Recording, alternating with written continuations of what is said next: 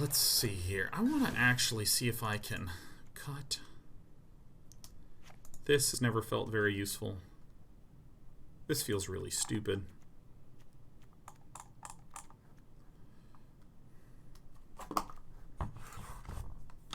Is Shivan Fire still a thing? No.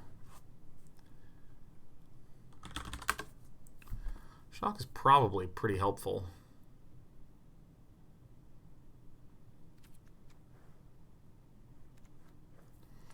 I feel like having some early flexible drop, maybe a lava coil. I mean, because if I'm against aggro, what do I cut? I just cut these big ones. Seems semi-reasonable. Don't want to try to run lava coils against a Oko, though. We don't quite have enough space to be able to do that.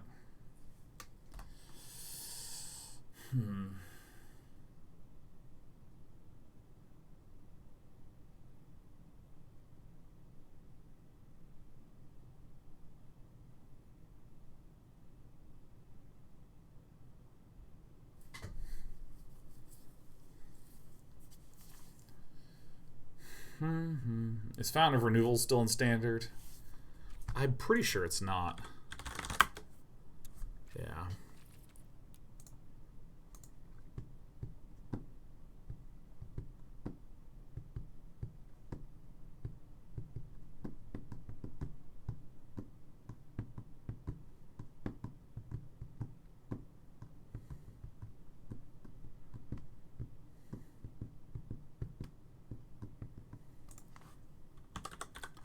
I think, oops, I think I actually maybe just want another Deafening Clarion in the sideboard. That actually feels good. Scorching Dragonfire. This card is not going to really help us very much, and it doesn't deal with cats at all. Because the problem with cats is anything that says exile as a target is ineffectual. Sideboarding in just basically a lightning bolt is eh. This doesn't help us with really any planeswalkers in the meta right now. And I mean, like, yeah, I mean, there's gonna occasionally be some 3-mana thingies that we can zap, but I'd rather just put in another Deafening Clarion. Our draws were a little rough as well, so I'm not too terrifically torn up.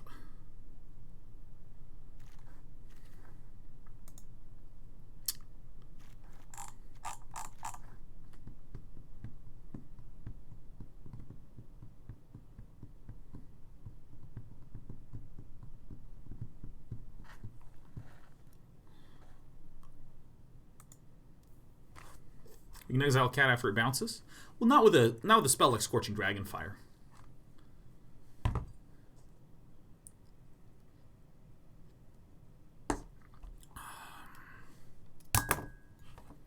Would Brazen Borrower work in this deck? Not exactly.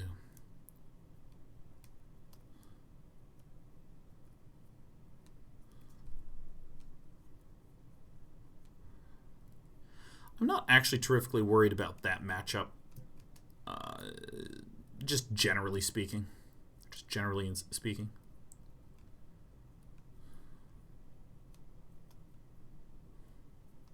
Okay, here's one. What's a really, really, really good defensive creature? You know, like Lyra Dawnbringer was super amazing, but she doesn't exist anymore. What's just an incredible defensive creature that's 4 or 5 mana? Some sort of like life-linky power lady.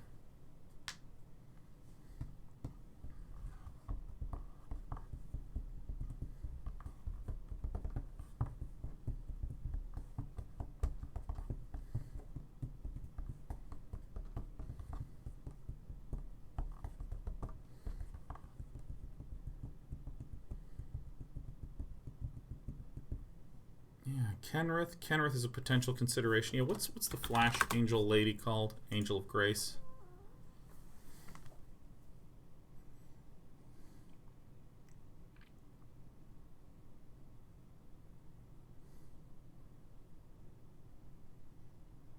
That's an interesting one.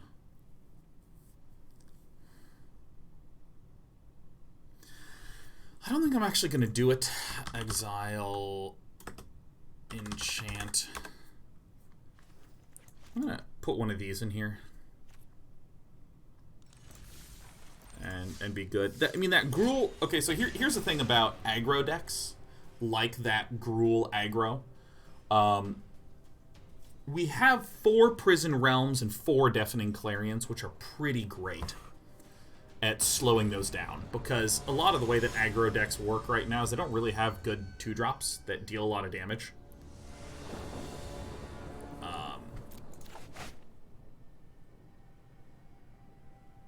Not good enough. Alright, let's go Witching Well. I believe in this Witching Well. Woo, woo, woo, woo. We are gonna do it. Someone is suggesting Grafdigger's Cage on the sideboard. Thoughts? In what matchup?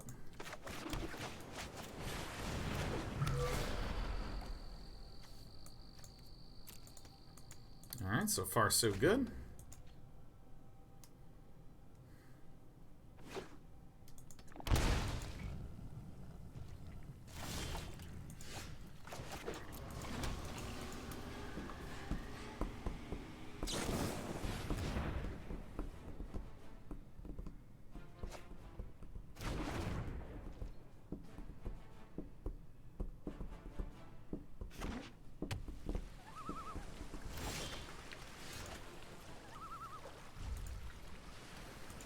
Yes, just say it to me. Say it. I can take it. I'm gonna go get some seltzer. Someone said seltzer in chat, so I'm gonna get some seltzer.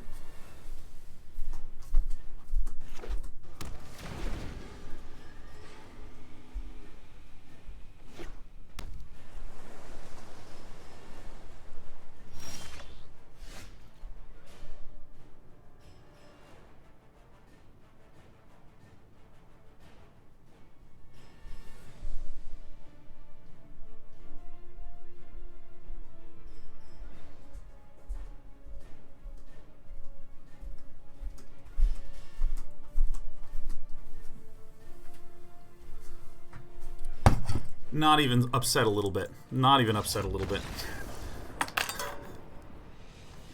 Fuck. Alright.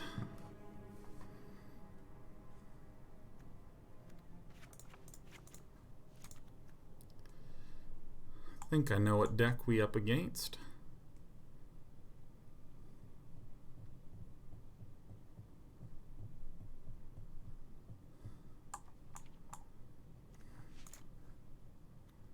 Thought Distortion is going to be so freaking good in this matchup. I'm going to use this to just peek at the hand. I believe this is the Temur Reclamation build.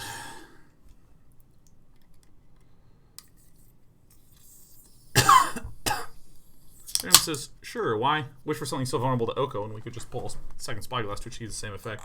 Yeah, I mean, Spyglass just deactivates the oven, which is the one I really care about. Grafdigger's Cage to disable the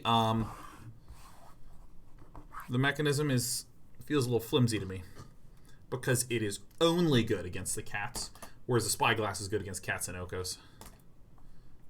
Earning plain-wide celebration on the side, you bet your whole butt I am.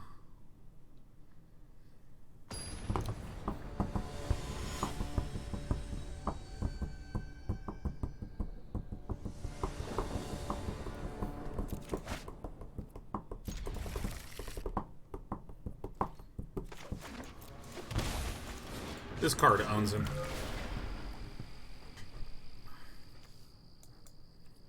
Get thee to the bottom.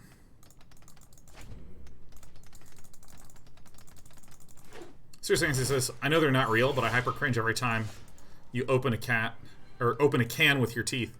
Every time you peel open a baby cat with your teeth, I shudder. Yeah, no, For any of you who don't know, my teeth are fake. Ah, that's why my smile is so white and beautiful. So we are going to hope that this is a growth spiral. No! Yeah. Yes. No!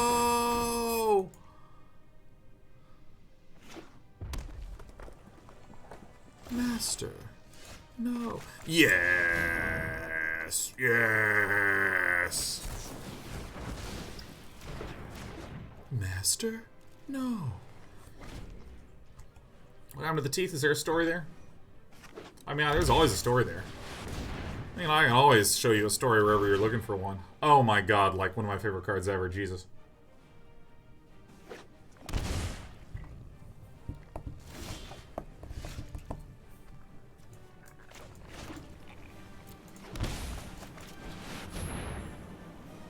Can't counter that for one, baby.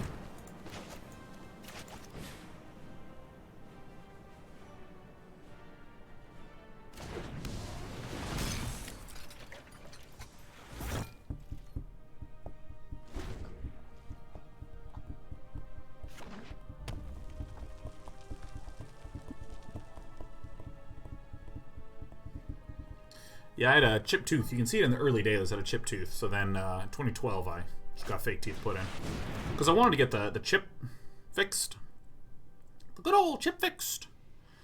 But alas, that didn't work. They had to replace all the teeth next to it. Goodbye. Goodbye, guys. I'm gonna miss you so much.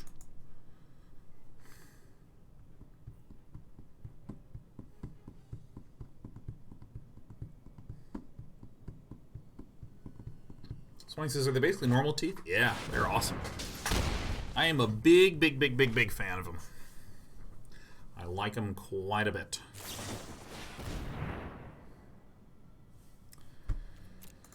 All right.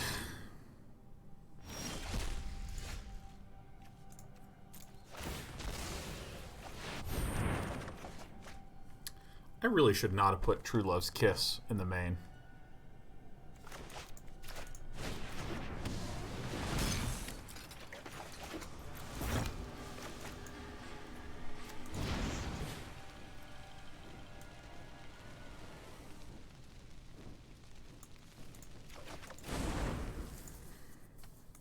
I really shouldn't have put that in the main, I don't think.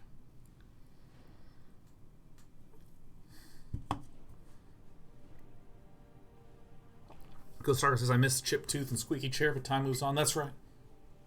Civil says, now that Witcher 3 is on Switch, any interest in playing it? Nah. I want to play it at some point in life, but I mean, it's just such a huge-ass time investment. I mean, there is simply no way I am ever going to feel like I will ever have time to be able to do that, you know what I mean? What are the odds of us drawing a land off the top and being able to Thought Distortion comfortably? I'm hoping it's high. I'm hoping it's a very high chance.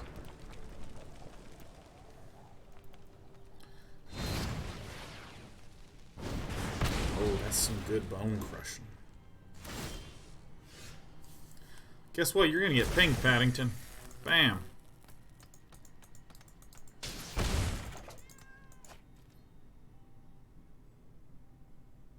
Fuck. I'm legitimately completely dead now. All right, this match just sucked. We're just gonna concede.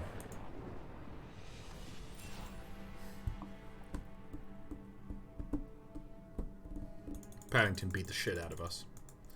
I think we're gonna be able to do it. I think I just need to be a little bit smart about the sideboarding, because this is what's really weird. You don't really want to sideboard stuff. You want to leave things in the sideboard.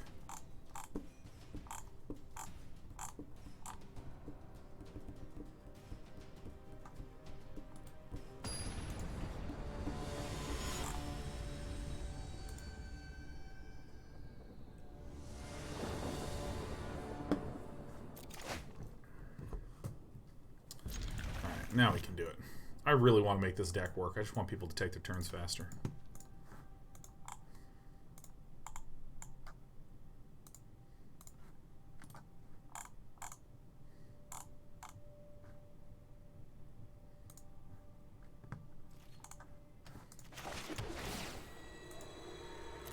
Okay. Bump, bum, bum, bump, bum, bum. Dun, dun, dun, dun.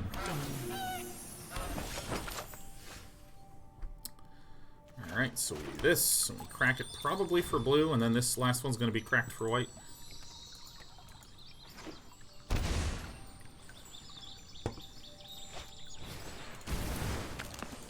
actually have such an answer for this deck. Yes. This Fabled Passage shall get us a glorious blue land.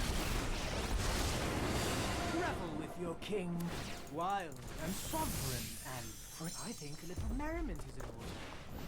Ain't no lie. Baby, scry, scry, scry. It's not fair. It's not fair.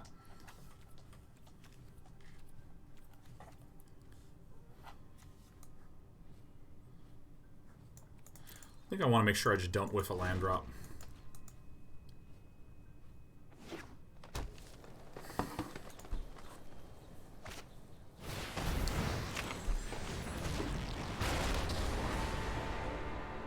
I only pick targets that interest me.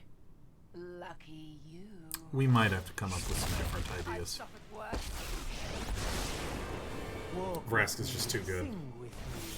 I will welcome to the Shit.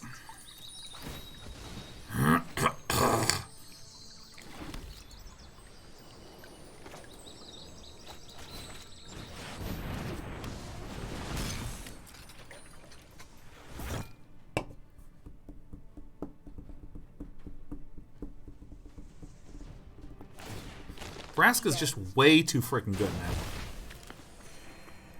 Vrask is just way, way too good, man.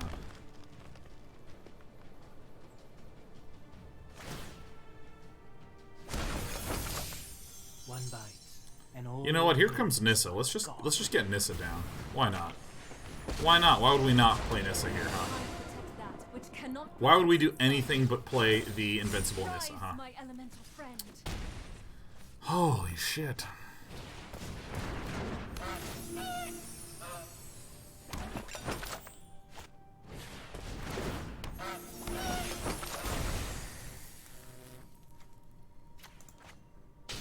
Just a flesh wound.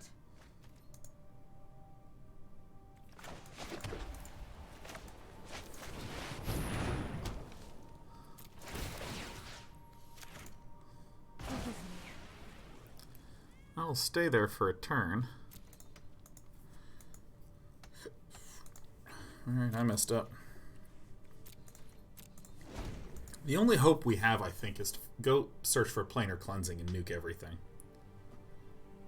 God, Sultai food is just out of control good.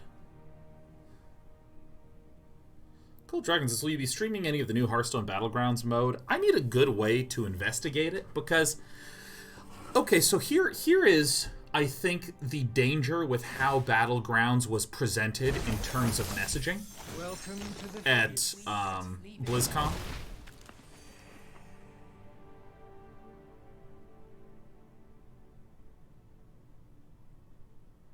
That destroys all non-land permanents. We're so fucked this game, man. Anyways. So I feel like a really important aspect about when you first showcase a game is... I will protect the virtue of this world. I don't want to be alive anymore.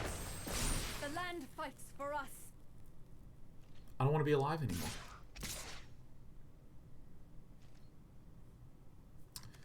Place your nunny body in front of it.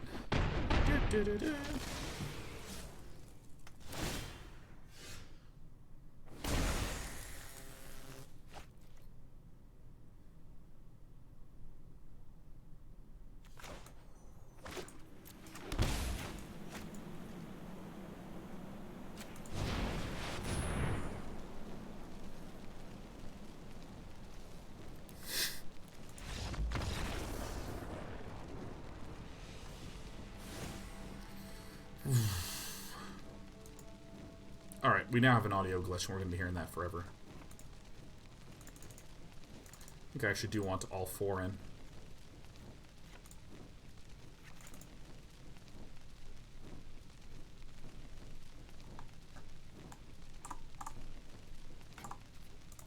Okay, so I think it's really important when you're doing the initial messaging for a game or a creative product like a show or a stream or whatever.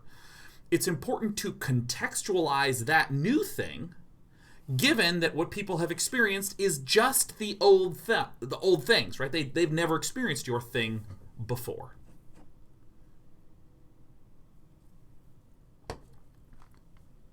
And so let's think about me, Sean Plott, someone who pretty much looks at every game that comes out and at least tries to understand the gist of it. I had seen auto chess having this big spike, so I played auto chess.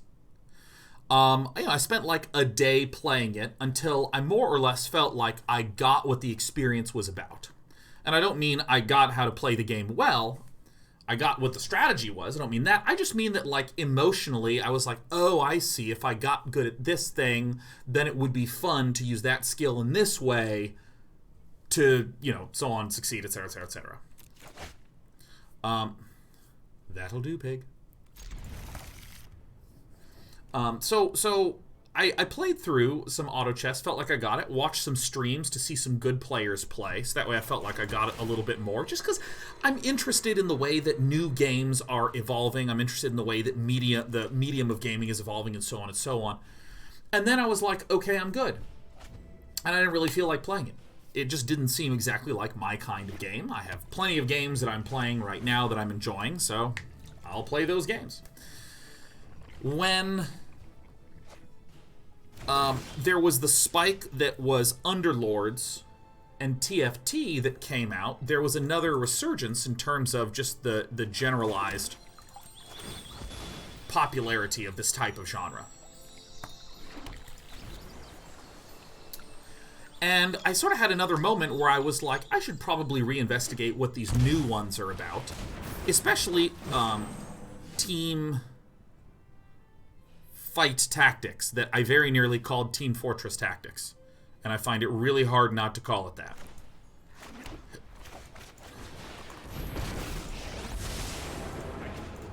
Stand by and watch. Let's try this. And, I had a friend that happened to play TFT, and I was like, yeah, I'm kind of curious about this game. Could I just, go over to your house and just, watch you play all day? And he was like, fuck yeah. You're quite charmed to meet me. Okay, I went over to his house, just watched him play, again to sort of see, oh, here's a really polished, full-on client. And I swear, most of what I did that day was just go, damn right, it's really fucking good at making stuff look polished. Oh my god. So I will need to get the white land here. It actually doesn't matter. Let's peel this one.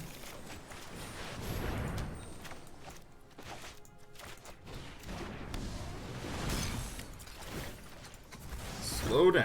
That's more like it.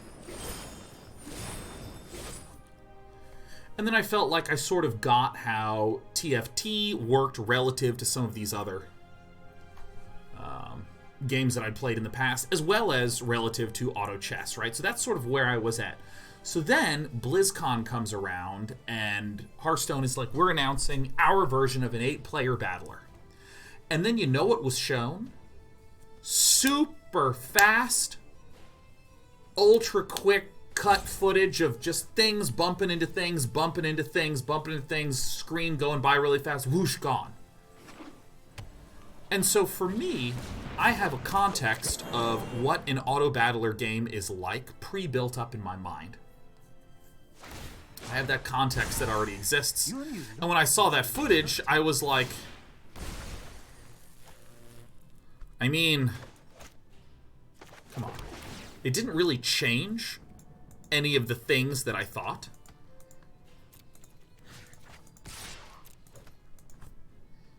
Because it didn't really contextualize what was new or different. And in particular, I'm thinking to myself, shit, let's imagine I'm someone that had never, ever played an auto-battler before. I didn't know what auto-battlers were.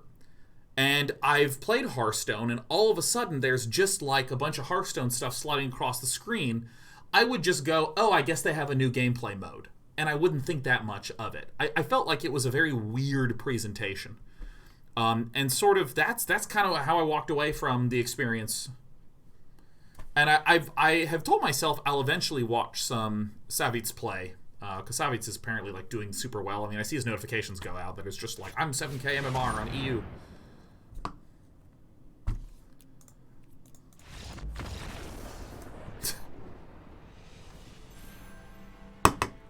That deck is way too fucking good, man.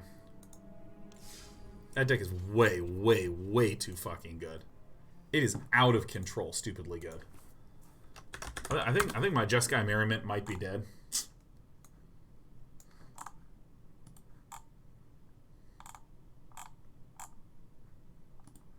Yuck. I mean, that felt fucking terrible.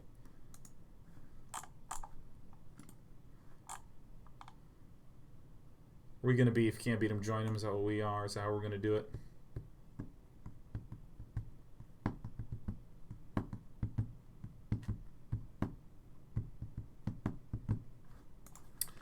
Fuck.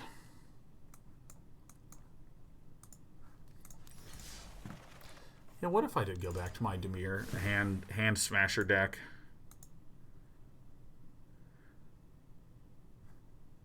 I don't think we need to run Legion's End. I don't think we need to run Tyrant Scorn. I can just main deck 4 Noxious Grasps, right?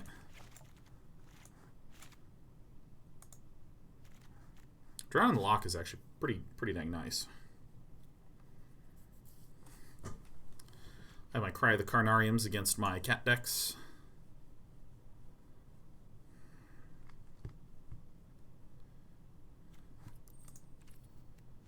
Put in another Brazen Borrower. This is probably a much more reasonable neutral deck. I don't really have any removal for the low end, but who gives a shit? So if I am up against some aggro puppies, I'll probably want some Legion's End in there. Yeah. I don't know if I ever want Enter the God Eternals, man.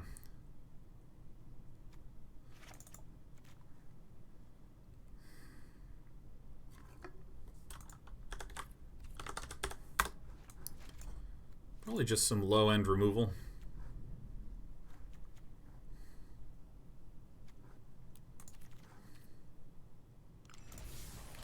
Let's give this a switcheroo.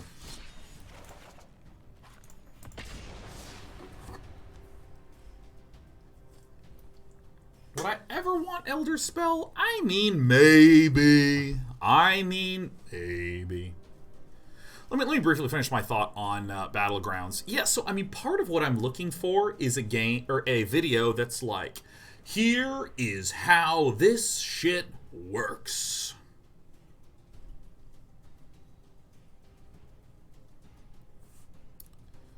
And kind of, again, contextualize, here's how the game works. And it has things that if I had played other auto-battler games, I'd go, oh, I see how that's different. Oh, or I would have things like, oh, I've never played an auto-battler. Oh, I see how this is appealing and interesting.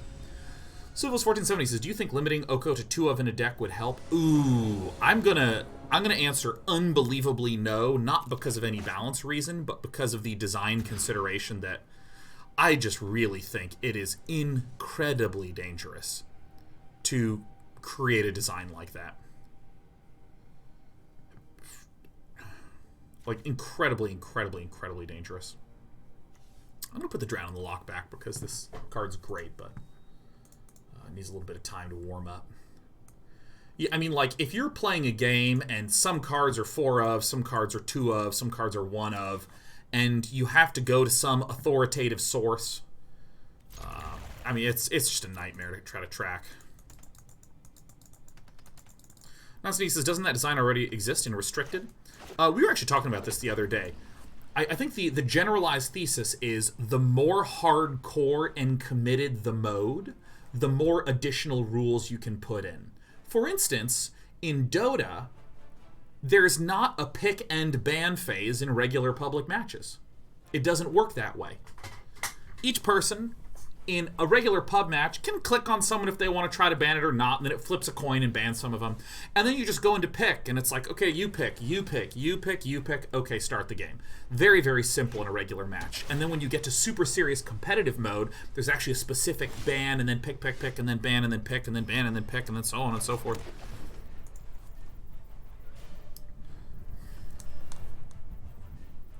Paved Wagon says, I've personally been smashing all Oko decks with Red-White Knights. Maybe you should give it a try. I really like Red-White Knights. I really like that. So if you would be so kind as to, like, maybe, I don't know, link me your list, that'd be, like, super tight. What the fuck in the what?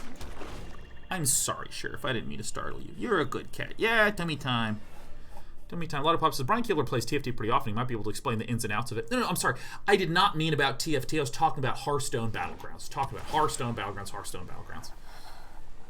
And again, my statement is not, I don't know how auto-battlers work as a game, as a function. You may have not been here when I was starting this like 20 minutes ago. I got a little bit distracted by the game that I was playing.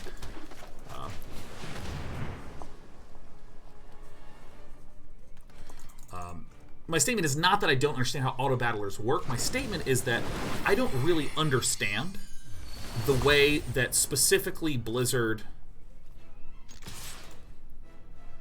introduced Battlegrounds at BlizzCon, because it didn't really seem to showcase something meaningfully different compared to other battlers. And that's what I don't get. I don't really get what makes that game meaningfully or substantially different than other auto-battlers.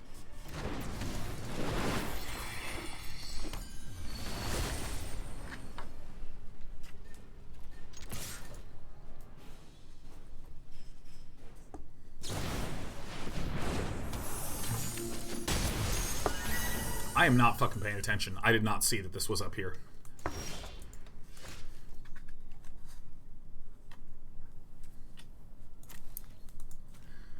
I actually don't know what kind of deck my opponent is. I really don't. Lollipop says, I got you. My attention is tuning in and out and I missed it. My attention's tuning in and out too, so I'm taking like 5-minute points and taking like 30 minutes to say them.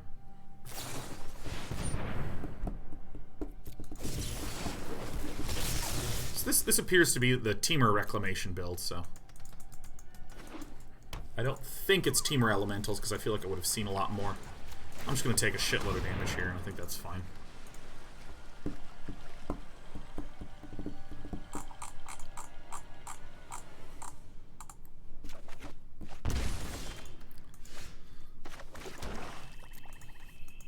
But coming back to the previous thing that I was talking about the complexity of formats, I think that Restricted in Magic the Gathering exists for the most hardcore formats out there, like Legacy and Vintage. And if you're a Legacy or Vintage player, it means that you have been playing Magic for like frickin' ever. And so in that context, I think it's actually okay to do that sort of shit. 4 Noxious Grasp in the main, not helping me very much. Not helping me very much at all.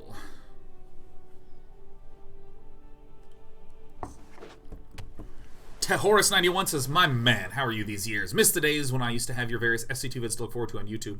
Feel bad for taking as long as I have to sub to you. Oh, dude, it's very sweet of you to say, but feel absolutely no pressure in the slightest for doing such things. Feel none at all. Just happy that you're enjoying the content. That's about it.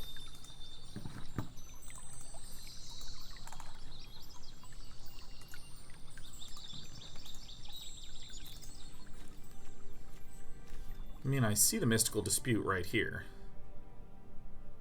I mean, we're more than likely dead here. I'm just going to go ahead and Brazen Borrower. My opponent can counter that if they want.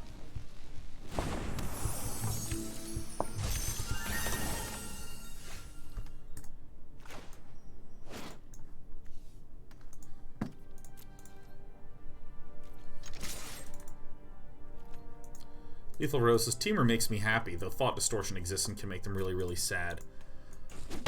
Holy shit, that's what I want to put in my sideboard. I want to put a Thought Distortion in the sideboard.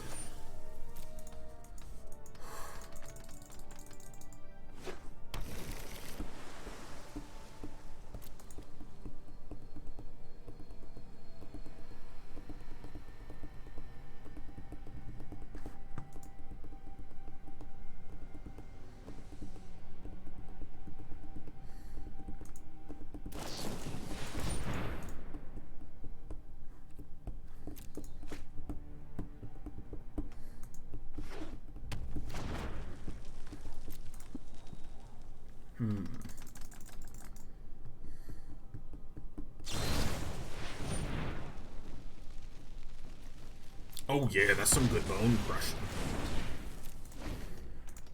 Speedling says, I would say Hearthstone Battlegrounds is uniquely qualified for mobile since you don't have to struggle adjusting positions. Now, that's interesting.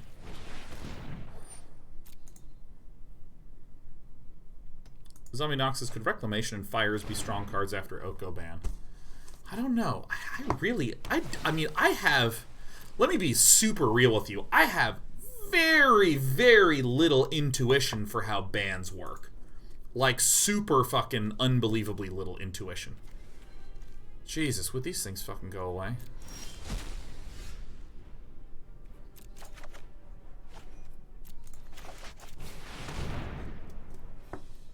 I'm used to Starcraft style balancing, which is this unit will always be here forever, for all time.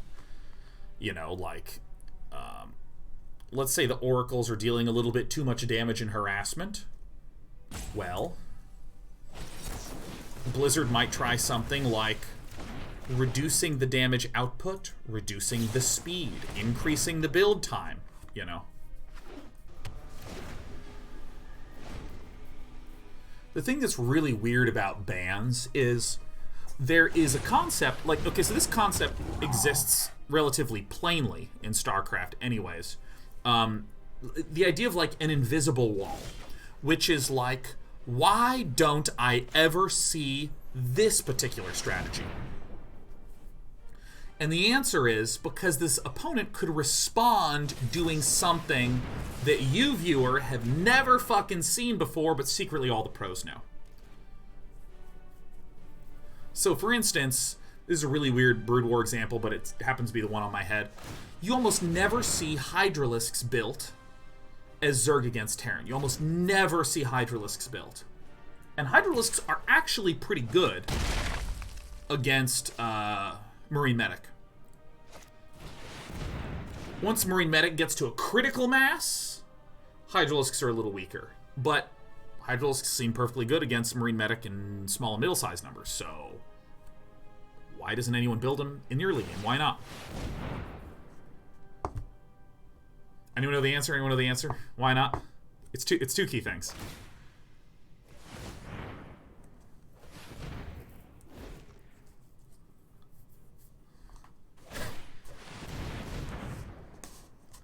The first part is a strategy reason. First part is a strategy reason, which is, I'm pretty fucked, aren't I, huh?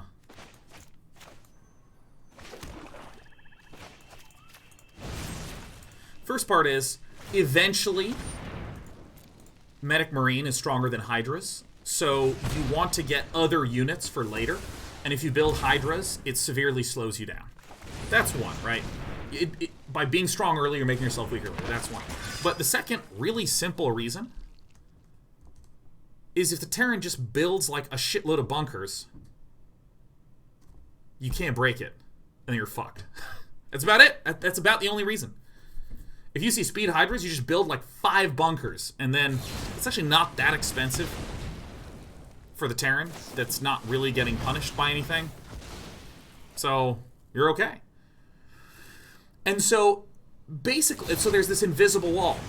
The reason that you're not ever going to see this type of thing is because Terran could build a billion bunkers, which they really just don't do against Zerg almost ever. Or similarly, there's weird strategies that exist where it's like, oh, well, if you build that weird unit, Zerg can easily respond with their weird unit and shut it down. So when you're watching competitive level pro play, what you're seeing in StarCraft is like half the meta. There's a secret meta that nobody steps into because they know all the traps and misgivings about them, but everyone who's good is aware of them. Which is part of the reason why you, as a tangent to the tangent, have you ever seen someone who loses to a weird strategy and they go, well, you fucking idiot, you're playing wrong, you're not supposed to do that? That's true, they're not supposed to do that weird, shitty strategy because you need to respond correctly by doing something weird yourself. If you just keep going down the normal route, to use the example that we used before, if I'm a Terran that just doesn't build bunkers because I'm not supposed to build bunkers in the early game, I can just wall off with a supply depot and it's fine. So therefore, if you're going mass hydras, I'm not going to build bunkers because you're not supposed to build hydras. Like that's a dummy's way of thinking. So I brought up all this excessive conversation about invisible walls. Burner. Derp. Doo-doo-doo. Ba-da. I bring up all of this stuff about invisible walls because in Magic the Gathering, there is a much stronger version of this that exists. For instance, I'm just going to make up some bullshit for a moment. Let's just say that there's a ridiculously powerful control deck that just couldn't beat Field of the Dead. Right? So you're starting to see how I can translate this invisible wall logic. There's this ultra-powerful control deck that just loses to Field of the Dead. So you know what happens? No one runs that ultra-powerful control deck, but all the good players out there know that that's kind of like lurking in the shadows. Oh, that's a really powerful deck. Just lose to Field of the Dead so we don't worry about it. So no one runs that deck. So what people do run is like Field of the Dead, and they do run some Simic food decks, and they do run some weird Gruul aggro decks, right? They do run these things. So when players, your average bear, starts evaluating how bans work, they'll start evaluating things like, man, if Field of the Dead was banned, that would be so awesome, you know. I do think Simic food will probably be the next most powerful deck, but I don't think it'll be that much more powerful. Field of the Dead ban comes, and then you know what happens? Boom! This weird control deck that no one's ever seen just explodes out of fucking nowhere and is the new problem. And that does not really happen in a Starcraft. Not in the same way, at least. Ugh. I have to start doing this. This is probably a mystical dispute. Worse would be a Veil of Summer, but that's okay. A Starcraft, says Colt Dracon? Yeah, because there's Starcraft 1 or 2. If that's another mystical dispute, I'd rather have this get countered than my Disinformation Campaign, because that has recurring value.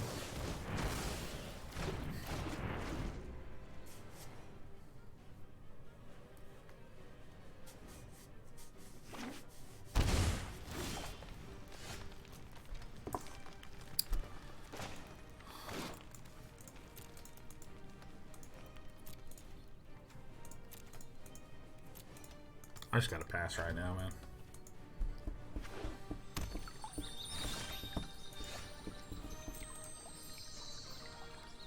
This kind of stinks, but that's alright. There's two Starcrafts and some more Starcrafty games.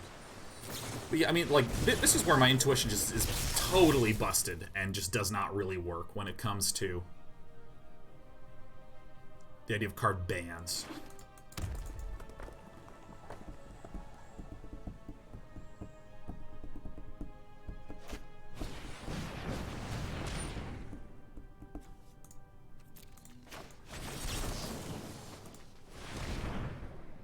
That's another Mystic Dispute. Fucking Jesus Christ. Oh. If you need me, I'll just be fucking chilling at 3 land.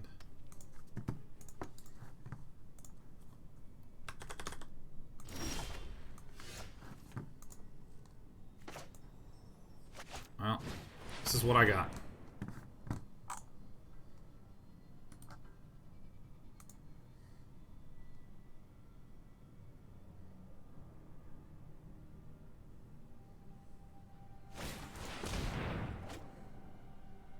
Really?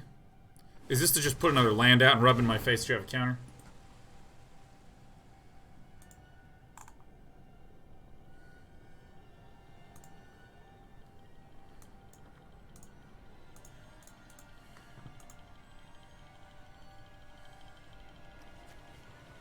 Both of those are horrible for me, but I think I get rid of this one. If anyone needs me, I'll be at 3 land. This deck used to feel good. Fuck. Escape to the wilds. Oh, you would get both. Get me out! I'm gone! I'm gonna change the deck. Fuck! Ah! Ah! Oh my god, we are getting, like, owned so badly today. It is so horrible. Alright, what do we want? We want to put some Thought Distortion here. Tyrant Scorn.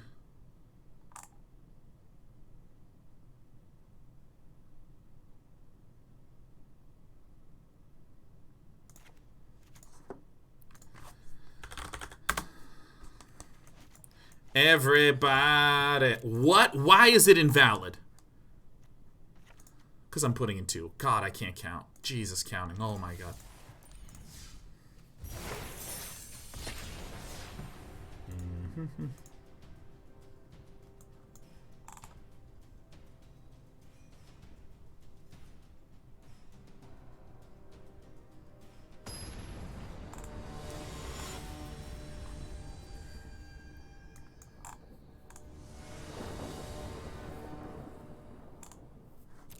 Alright.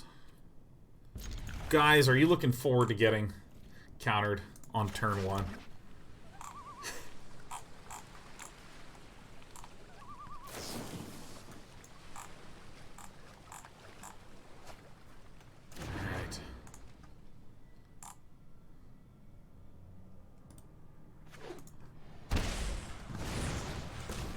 Okay, okay, guys. Guys, we can do this. Did you see Parasite yet? You know what? I'm gonna be real honest with you, man. I'm gonna be, like, so honest it's gonna hurt a little bit. Like, this one's gonna be a little bit of a sting. I'm in such pain from playing this game that I tuned out for a moment. That's what I did. Truly, I tuned out. Truly, I was just sitting here and I was like, in a daze. In a daze, it's not a phase. I'm feeling quite a lot of malaise.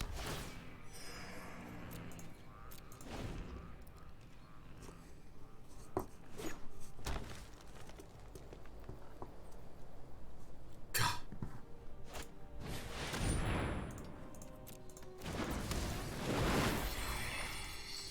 Get thee gone! Yeah! Ha! Alright.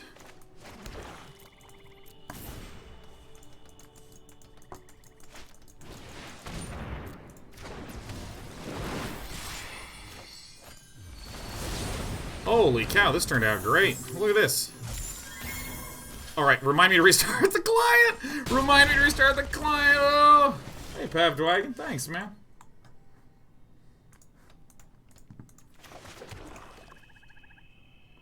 Murderous Rider, huh?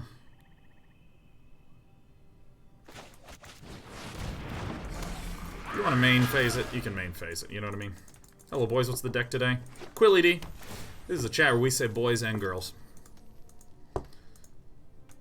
You know, when I first started streaming, I should actually look at the numbers. There's certainly a substantial portion of female viewers here. I'm gonna win on the back of Brazen Borrowers! I will not. Stop hurting yourself, Day 9.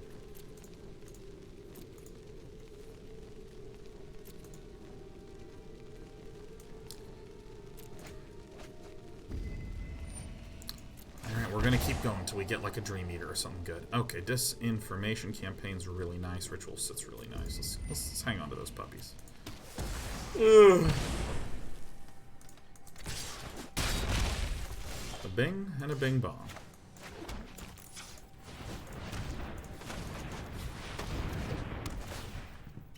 Yep.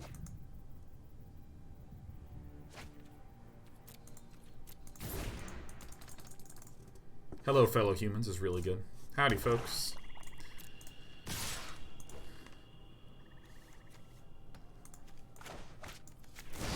I don't want you to ramp.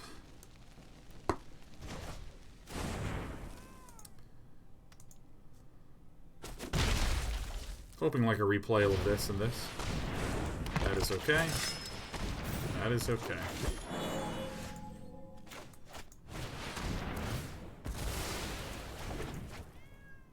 My deck is nothing if not annoying.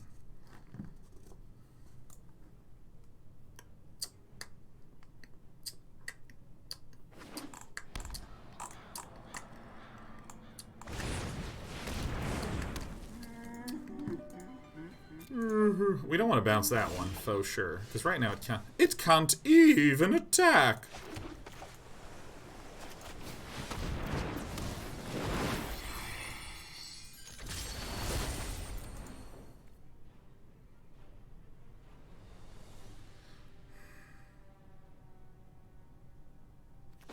Actually, I am absolutely bouncing this. You know, maybe it was better to just flash this in. Each player discards a card.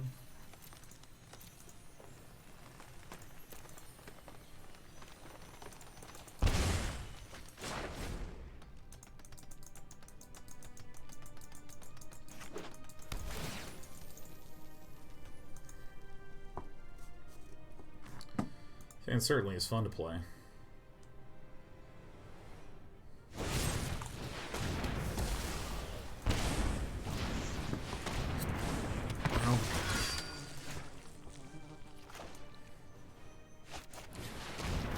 Let's see where we're going in life.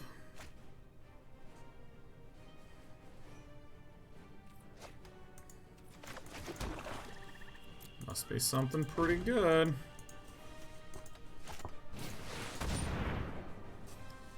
Shit. That's a good one. I have a flyer. It cannot block. Bang and a bomb.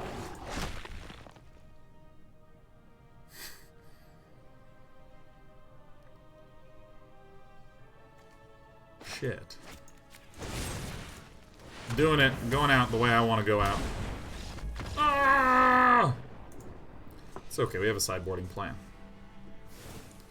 It's quite potent.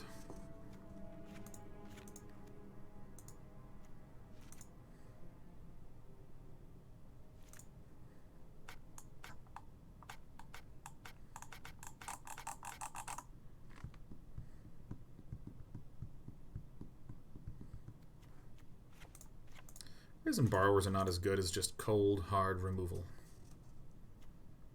Thought Distortion is absolutely hilarious. Yeah, this seems about good.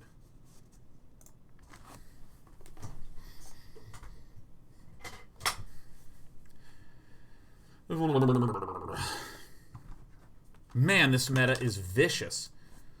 I saw Deathsea on Twitter talking about... how, like, viewership is down. And some people are theorizing that it is a result of the meta, dat meta.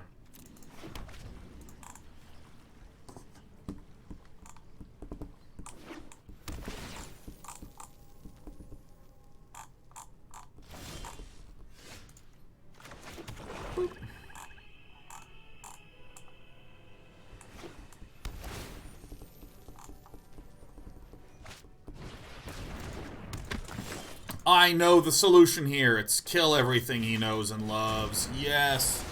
Everything. Oh, I got another one. I got another one. Alright, that's why it's in the sideboard.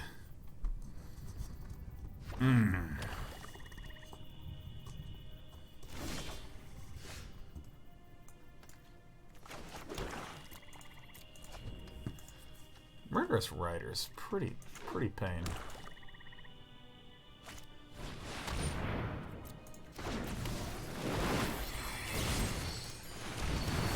Cracked.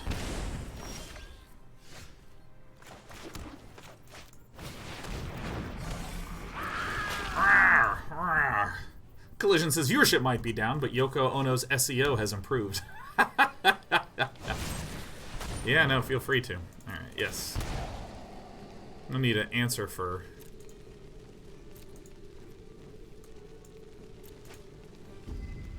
that Rankle boy.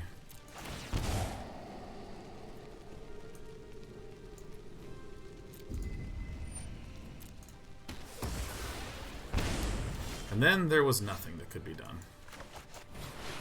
I'm back.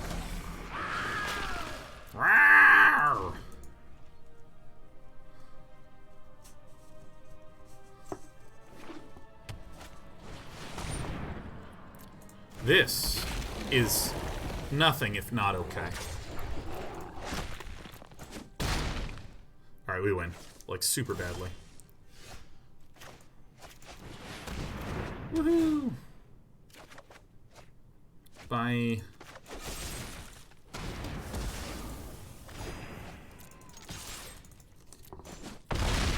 Four main deck Noxious Grasps. That's right, it's me.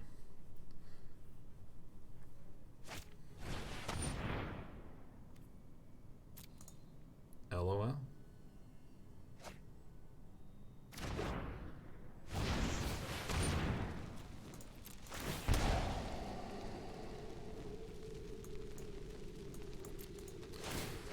Literally exactly what we want.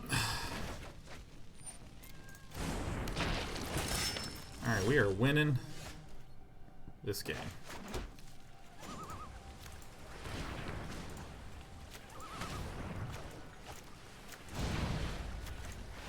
There's not enough mana to cast.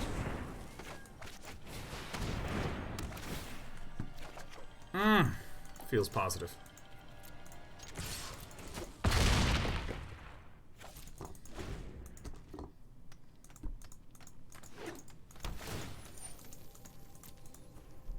We did it. We won a game. We won a video game.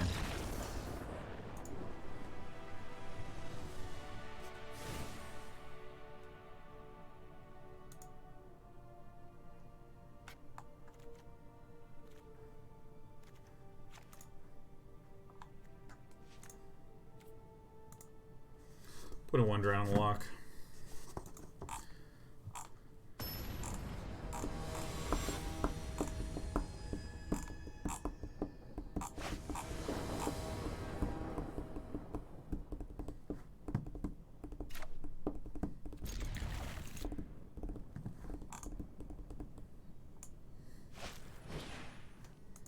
Once upon a time, no problem.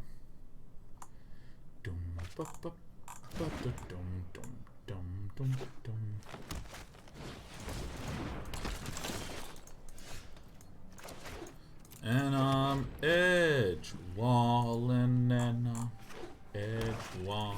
I actually like it. Super duper duper don't like that song at all. Oh shit! That's pain right there, man.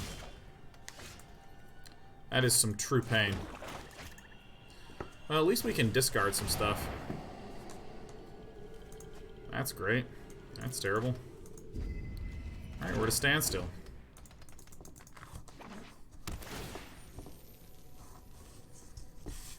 Go me. Thanks, Robe Broccoli.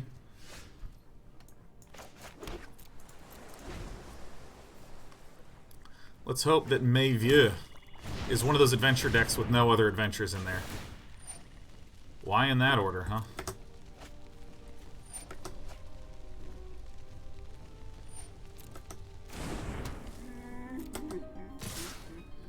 I guess it makes sense because if I saw that that was happening, I could bounce an edge wall.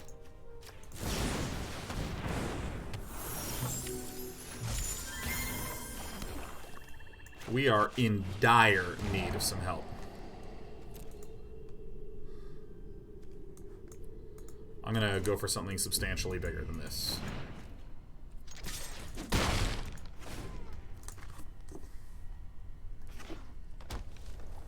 I basically want a Doom Whisper, a Ritual of Soot. Oh my god.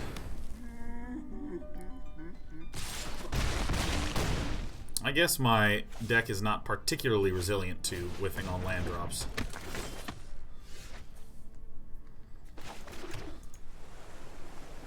One, two, three, 4, 5, 6, 7, 8.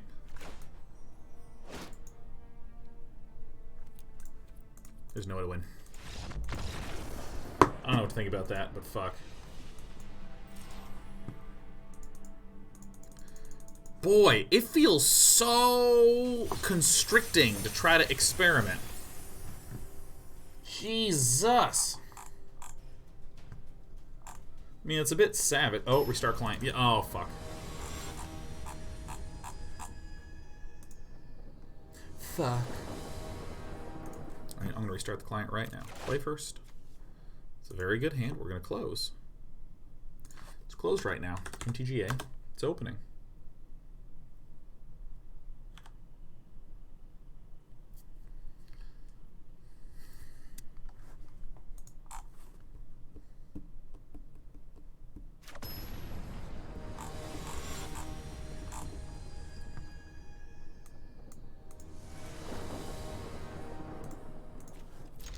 Keep.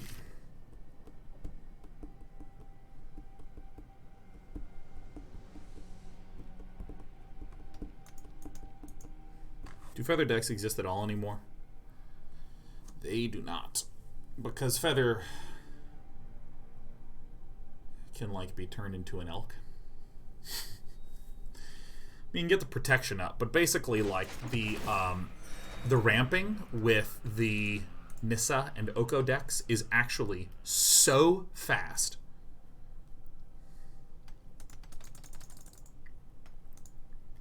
Laserbeam says, do you have any preliminary thoughts on Runeterra? Would you recommend it to a friend? I have not seen any footage and know nothing about how the game works. So it depends if I liked the friend or not. If I wanted the friend to experience something entirely random, I would recommend Legends of Runeterra. I will note, I'm going to be playing Legends of Runeterra on Friday. Going to play that game on Friday. Everybody's looking forward to Sean's thoughts. Yes. Play it on Friday. Movie says Mythgard is a super fun game. I have been seeing increasing chatter about that game.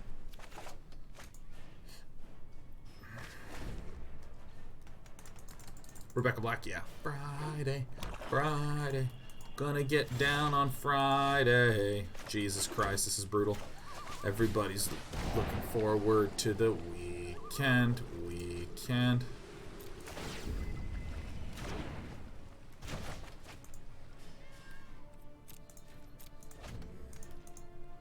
just gonna completely ruin our opponent.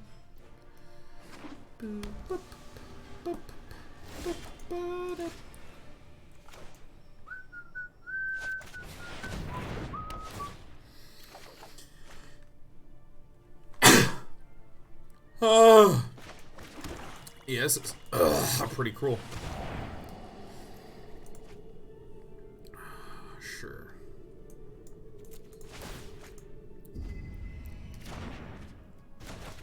I'm doing it.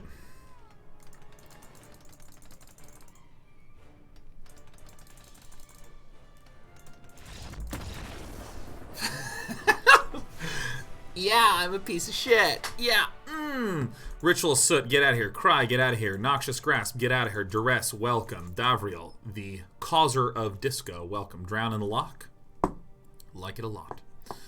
We're probably not going to have as many Permanentes in there, so I'm just going to put in the Thought Distortions, because that is going to be fucking hilarious. Turn away for 5 seconds, what happened? I made him discard his whole life. Memories of his parents, photos of him as a kid. Oops. Oh shit. Oh god. Sorry guys. I apologize for this. Crap. Hold on. Let me get back over to here. You know that someone's tuning in for the first time and is seeing me like this, and they're just like, what the fuck? Hey guys, welcome to Day Night TV. Down here, hey. Oh shit. Sure is cramped in here. Let me just...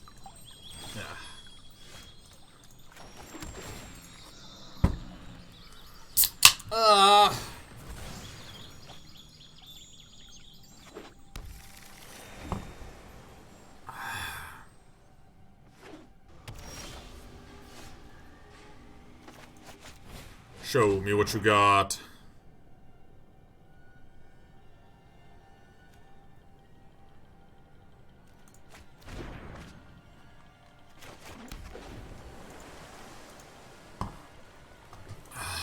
Now, I love Drown in the Loch. A lot. Let's get this party started, Giratina.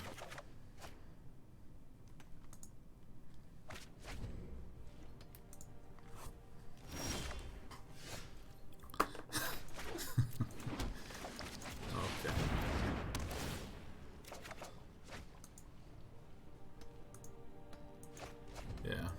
Yeah. Yeah, I think that, I mean, this is like the best card in the deck, man.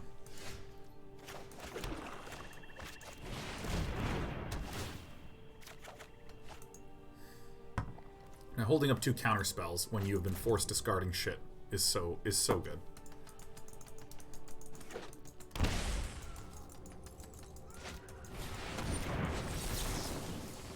Countered.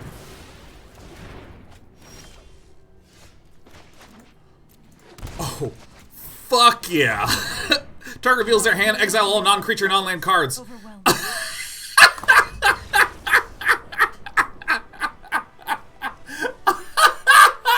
Yeah, it's all worth it. This meta's dog shit. But that was a big pop of happiness right there. Woo! Yeah, alright. I mean, that was cool. I basically put him through the American tax process all over again. I don't understand why I can't do anything. I lost everything I own. Alright, the client's busted. Let me just go ahead and reopen it. That felt rather powerful. Ooh. Ooh. Sheriff.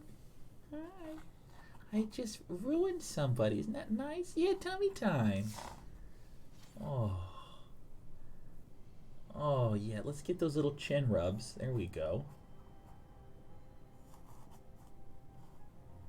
Oh, yeah, you're sweet. Yeah, I love you. Oh, yeah. Hello, darling.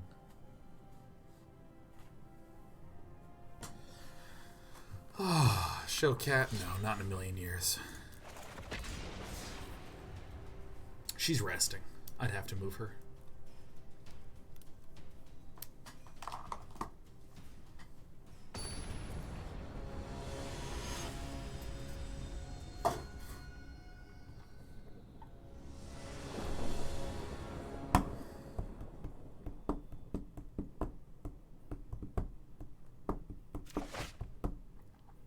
Great.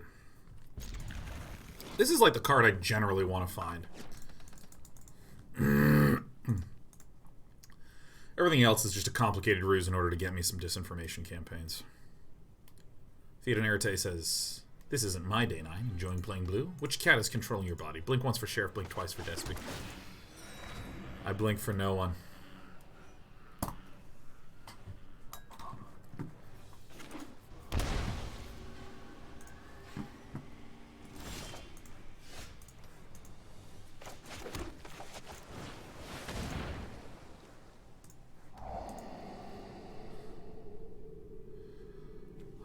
This gets red or green, and we really don't have any of those. Opts can permit our opponent to search for things. Let's go ahead and get that one out. Yeah, I'll probably Rankle to start discoing.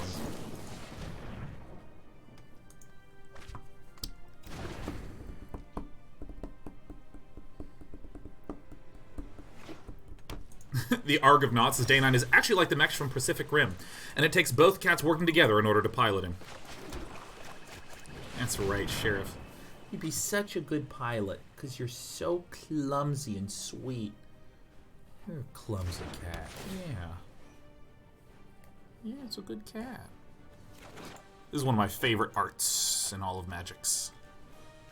Flame Deeps. Opt.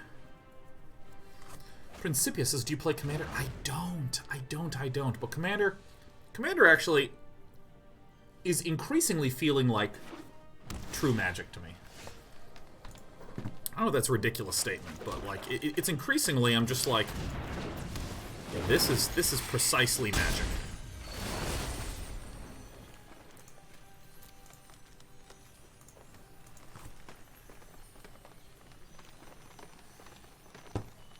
Cards out there. We each discard one of our useless cards.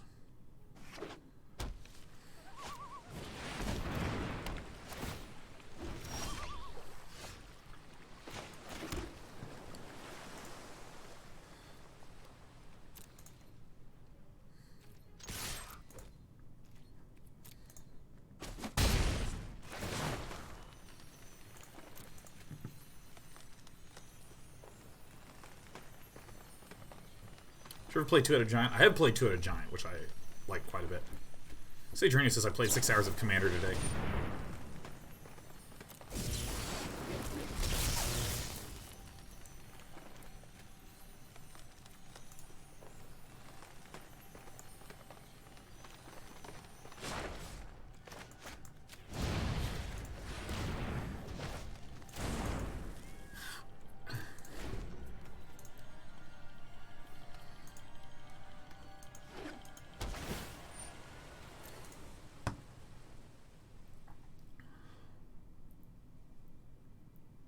So now it looks like I'm waiting for the Brazen Borrower, so this will get played down pretty comfortably. At which point I can bounce it again. Yeah. Well, that's just the god draw.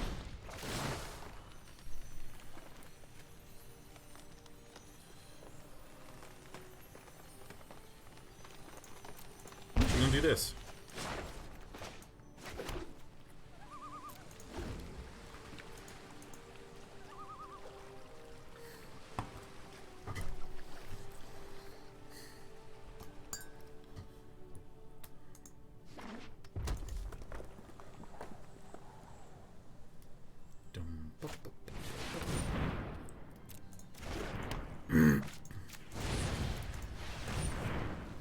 Get that one back there. And this was pretty disgusting. So.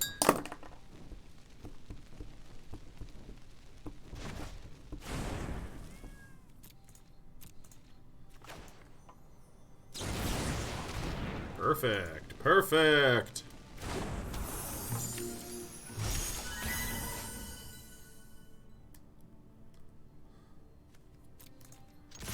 I'm actually just going to force a discard.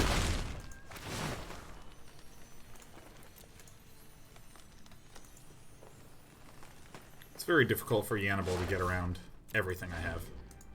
It needs to be like red mana to kill this, and then a flame sweep needs to be up.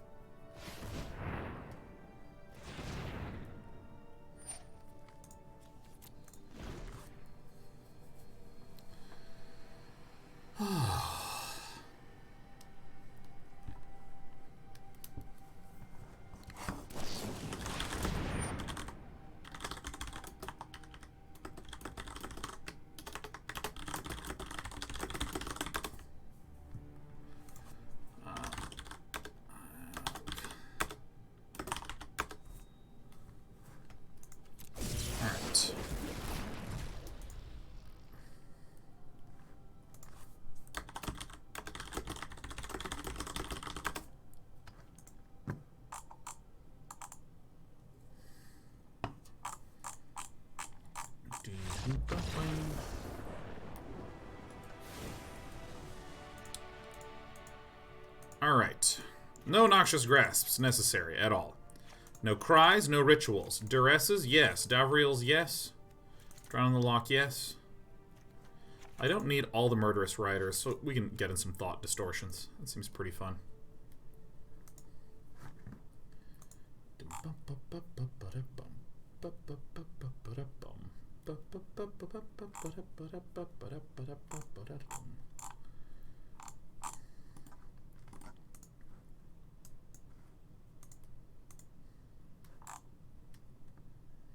Man, I have been so lazy lately, man. I have just been chilling reading books. I've, like, read a Dresden Files and a half. Are you... Oops.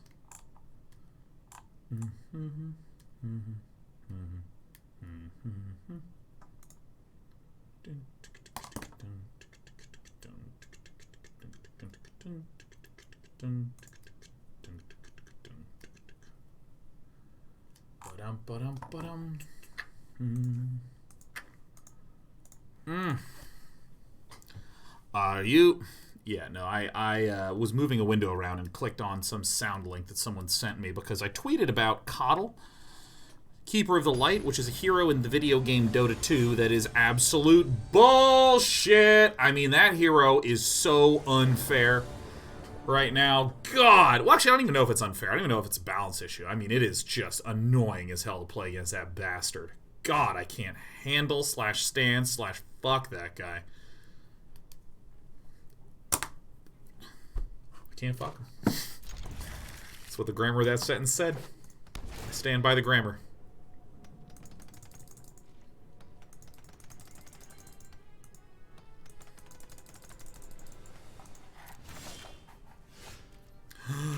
Davriel, Davriel, let us send the opponent to hell.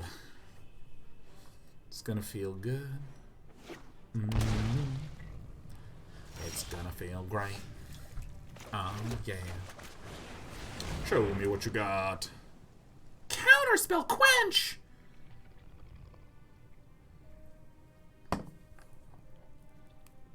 Live and die by the grammar. Damn right. I absolutely eat shoots and leaves, let me tell you, man. 100%.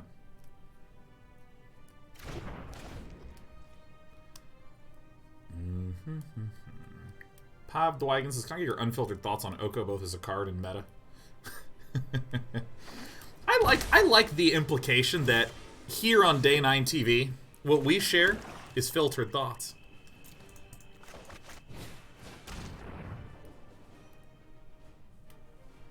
I do treasure that. That when I go live, I'm like, well, I'm a real piece of shit off camera. It's time to button up. Oh, it does cost 3 now, huh? I can counter my own spell. Might as well ask for my thoughts. I don't really filter shit. Well, I mean, actually, unless you count this as filter, like, I will not share really specific personal details about my life that I don't want to.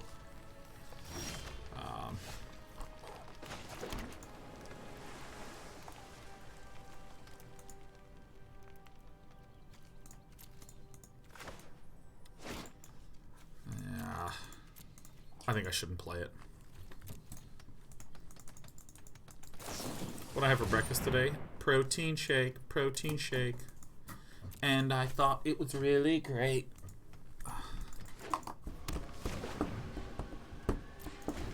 My thoughts on Oko is that Oko, and generally speaking, green just seem disproportionately strong. I mean, it's actually pretty crazy to me just how strong they feel. I'm going to play the Brazen Borrower because it's just a very good card to start pinging against Yannibal.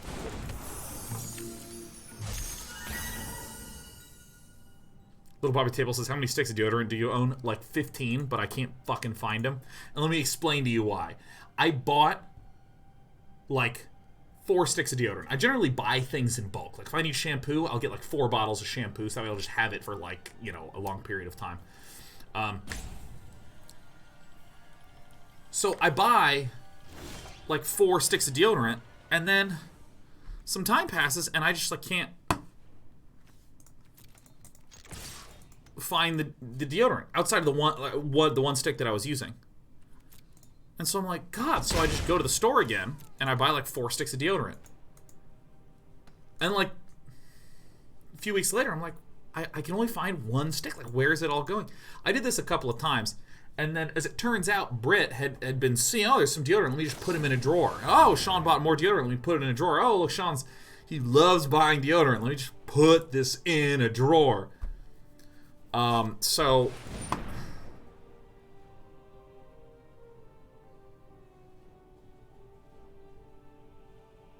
Question, if I counter this, does this fizzle? Right? Isn't that right?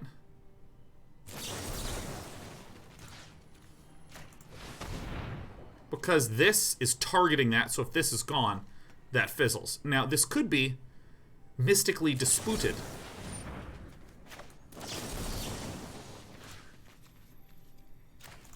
Let me counter the Mystic Dispute, because I really want to stick it to that card.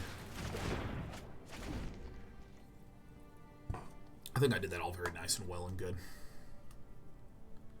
And so we recently did like a big cleaning of the house, and I fucking could not tell you where my deodorant is right now. I mean, I have this 1 stick right now, but I mean, I don't know where it is.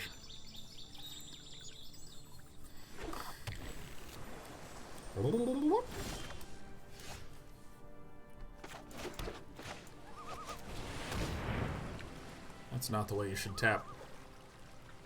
Do you really have another Mystic Dispute? Quench doesn't do it because we have 2 mana up. Do you really have another one? There, you can't. You have like a Chemister's Insight, Yannibal. The shadows. Much easier on my skin. It's not in the drawer. I've checked the one drawer. The one drawer that I think it's in. It's not in that one drawer. Just probably put it in a box and put that on a shelf somewhere.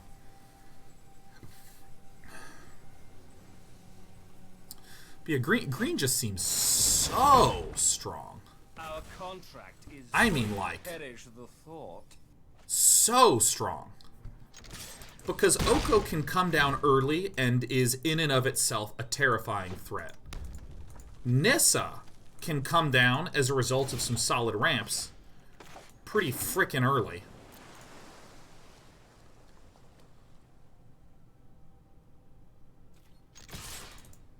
And just take over an entire game.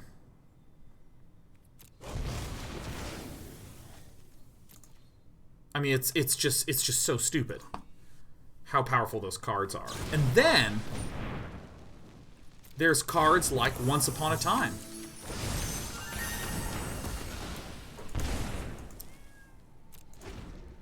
And Once Upon a Time is not by itself this like busted card.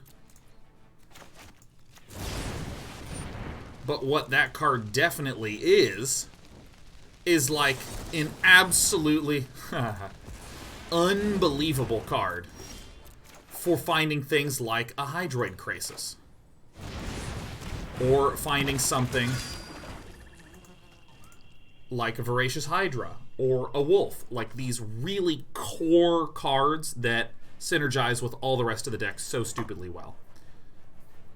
And then, as though that were not enough, what's the best removal in Magic the Gathering? Well, historically, that's black. Black has the best removal. Jesus. What a sequence of top deckaroos.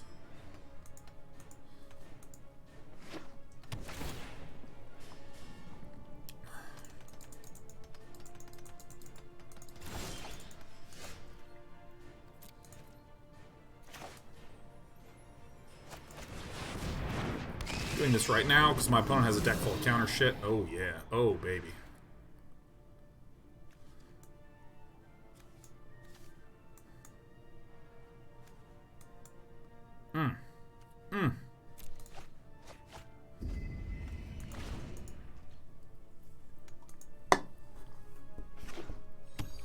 Pseudopan says, do you stand by original assessment of once? I'm gonna say, because my original assessment of once is like the card's alright, but it's not incredible. It's not like amazing. It's not like ridiculous. And today, I would say I'm not entirely sure how much of it is the card versus the way the meta happens to be. Oh, I'm sorry, I didn't finish the thought. Black has like the best removal, right? Or blue being able to counter stuff.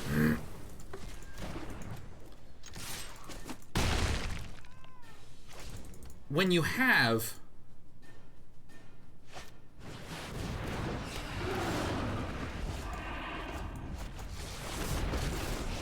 well, this is kind of hilarious. I'll have to order 20. Ooh, sorry. Not really. And when green has Veil of Summer that's 1 mana and redraws and makes everything hexproof, I mean, it just feels unfreaking stoppable playing against green. They have these multiple end the game in a box cards. Alright, so Yannibal can't actually attack here.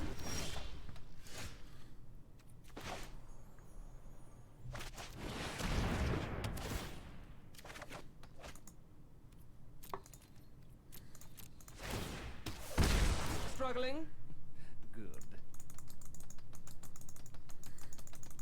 Ugh, this is the worst.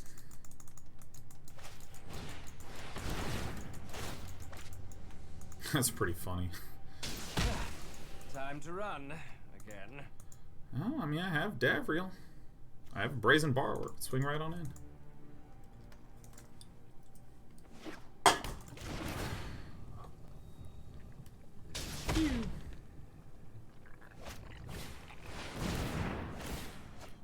that's rough. Well, that is rough, rough, rough.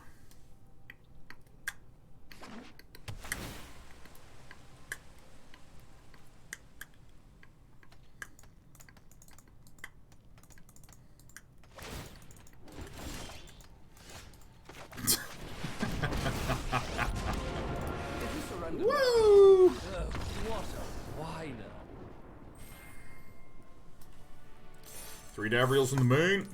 Having more success, at least, than that stupid Jeskai list. God. Yep, I received prizes. That's great.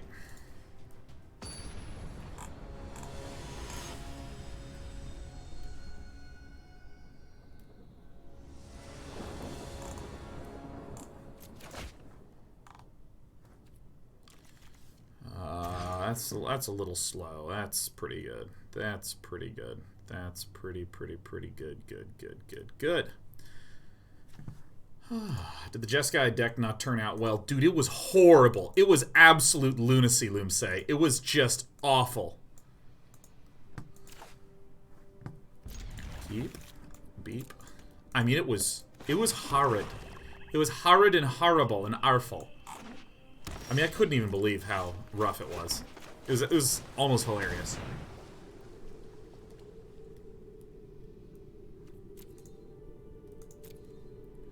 This is a very bold keep.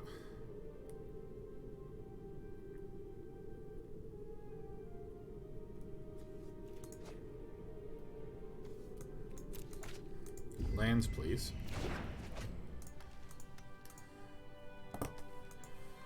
Let's just have Iced Yoshi whiff on the land for a little bit of time in life.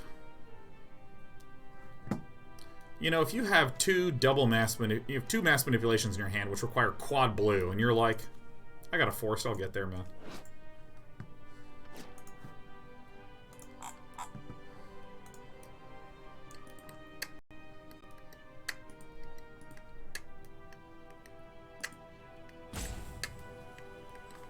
Do we get a little quitting?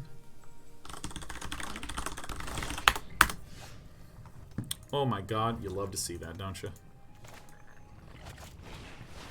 Don't ya? Bump, bump, bump, bump, ba-da, bump.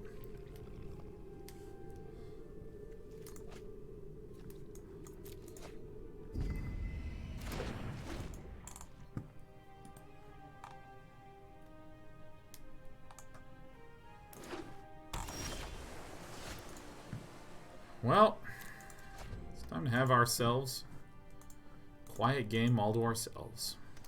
Just a nice quiet one.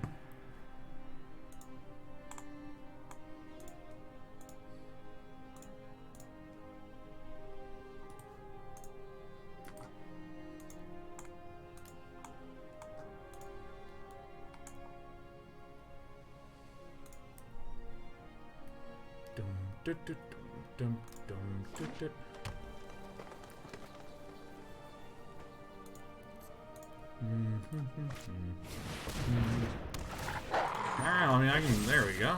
Get that one out.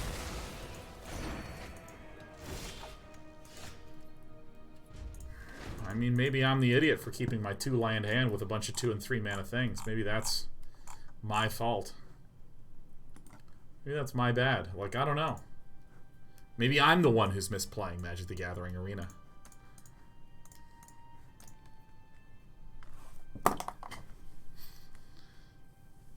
History, man. Add Moose's deck, please. I know. I'm just begging it. Come on, deck. Do your best. Come on, deck. History, man, is begging you. I really am just going to get mass manipulation, aren't I? Fuck yeah, man. Don't ya? Fucking what? Man, you have got to be kidding the fuck out of me. Watch kings grovel and worms. I think a little merriment is in order. Oh, shit. Alright, well, let's cross our fingers and hope for some black mana, huh? How did this turn out to be what happened? I mean, I can't win now. I can't... I mean, come on, man! Ah! God damn it. How did this happen? We were against a one lander that got stuck. One bite, and all your cares. And you know, this type of like whiffing on the draw, it happens some. Doesn't happen a ridiculous mega shitload. Alright. Whenever it happens, it is so fucking annoying. God. Alright, Cry the Carnarium is bad here. Drown the Loch, maybe. Maybe. That is just so freaking annoying. You know what? I think I do want the Drown the Lochs in here. And then,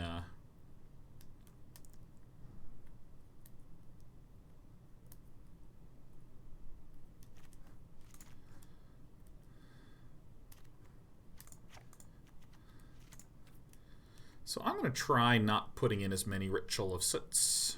That's what I'm going to try doing. For once. Maybe I should actually not do this.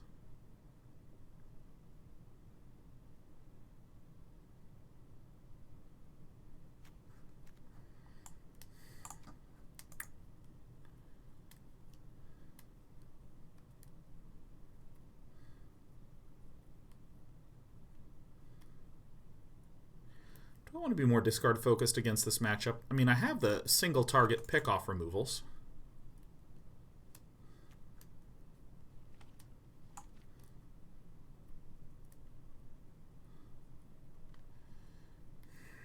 I just have not felt very good pretty much any of the times that I've put in a Soot in.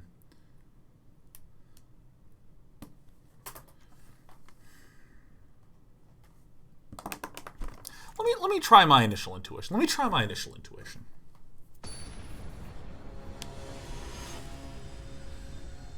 Ugh.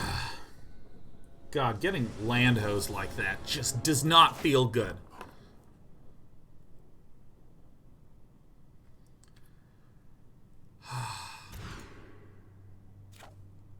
This hand is even better.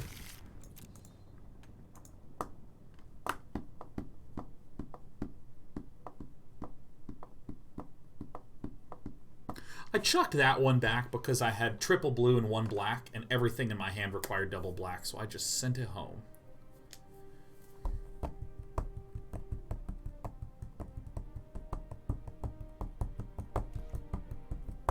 When do I sideboard in duress? Essentially if I am up against something control-ish. Something slower like a Temur Reclamation deck that's very spelly in nature. Why not just wait until you draw, Ice Yoshi? This is a threatening card for us. This is a scary one, this Jellyfish Hydra Beast. Blue is just a relief, although it could very plausibly be a Mystic Dispute. That's in the sideboard of these things. They have a lot of sideboard counterspells and things. And I mean, a Mystic Dispute sucks some, but it doesn't suck the most because it's a 1-for-1. The Veil of Summer just being able to swat things out of the way and redraw itself hurts. It hurts. Let me tell you something. The ban is going in. The ban announcement is on Monday. I cannot wait. I might not do laddering tomorrow if I'm not really feeling this meta. I might just play more Dota. I've played Dota the last 3 weeks in a row, and let me tell you, Persian and I are shitting on shit.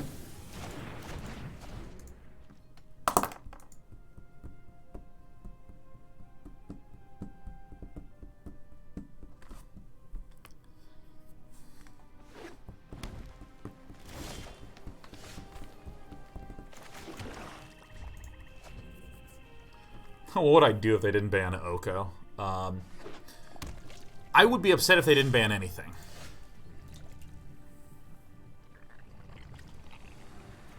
Well, I essentially feel like I must do this.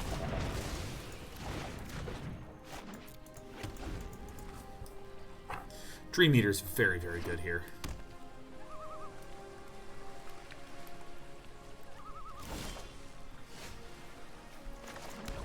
That's a relief to see. I'm really happy I put in a pair of these boys.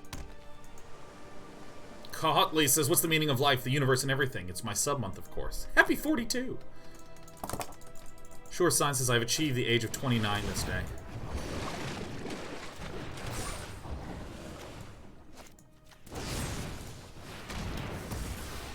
I'm just killing anything. And earthing. This seems better than just chilling.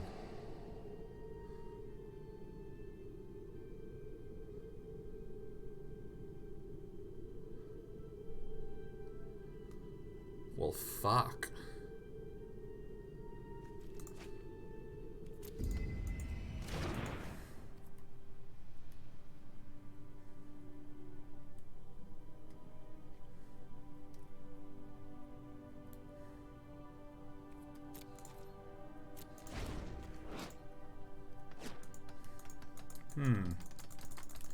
Happy 29, Sure Sign. Let me tell you, your favorite years are going to start in your 30s. 30s are so much better than 20s. So much better than 20s. That seems a bit like an odd choice.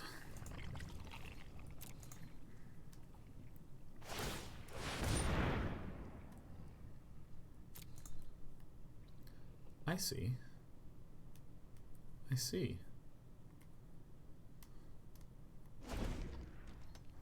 This card is so good right now. Blame it on the goose. Honk, honk, honk. What is actually happening right now?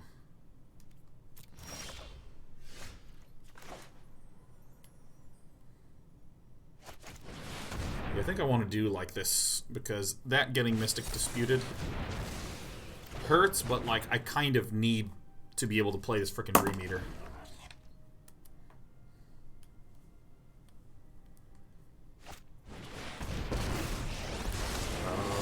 Every tale about me is absolute nonsense. I think a little merriment is in order.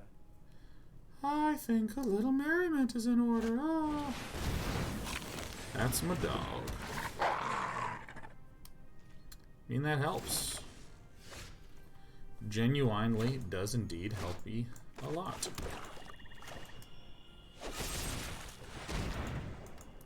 Just gonna shoot it. Goodbye. It's not fair. 1, 2, 3, 4, 5, 6, 7. Ugh. I hope this can just stay at x equals 4. This is part of the reason why I talk about the importance of the Disinformation Campaign. I just don't really know how you beat one of these decks. I really don't.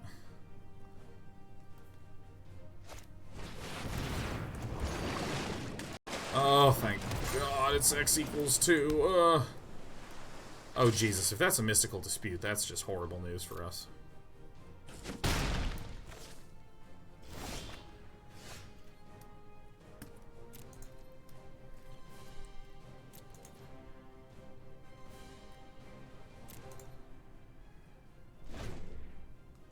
Maybe I should have played my Dream Eater right then and there.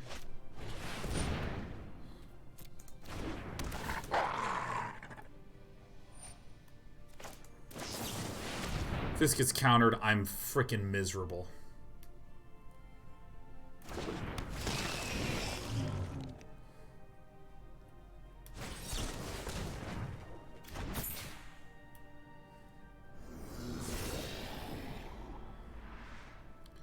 Oh, these cards all are terrible for us, huh?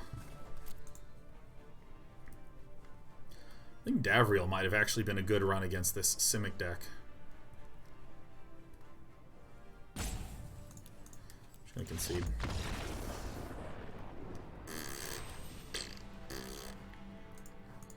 Oh man, I really don't know what to do about this, man. This is rough.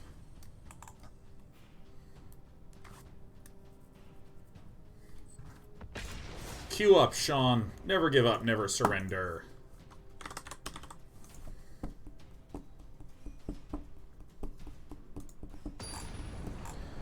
Ah, yes, one of my least favorite topics to play against, but one of my favorites to talk about. Sure Sign says, as someone who's a bit out of the loop as to why Oko is a oh no. What does it do to cause that much of a problem? 4 things. 4 critical pieces all come together to cause the complete catastrophe that is Oko to be Broko, as they say. First of all, he is a threat in and of himself to end the game, because his +2 creates a food token artifact. His +1 can turn that into a 3/3. So right away, he is just by himself a threat. The second thing is that he costs 3 mana. So a game-ending threat, all by itself, this game-ending threat can come down on turn 3. That's another one. Third reason why he's very, very good. Those two abilities, those two game-ending abilities, are a +2 and a +1. So when Oko comes out early on, he starts with 4 loyalty and then immediately jettisons himself to 6 loyalty. Oh, good. Noxious Grasp in this matchup. Perfect, perfect, perfect, perfect, perfect. Perfect, perfect, perfect, perfect.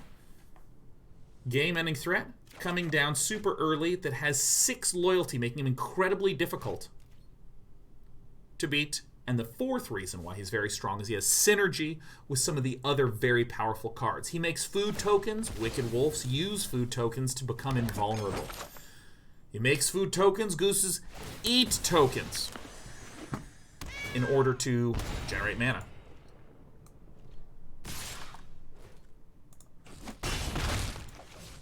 Oh my god, it's Iced Yoshi in chat! The privilege playing against us! So I was playing Oko against you, just wanted to play a few with Andre's deck, see how it all worked. Much love, my dude. Ah, much love back. You fucking bastard. But I'm just gonna play this out for the lifelinking capabilities. Lifelink's pretty good here.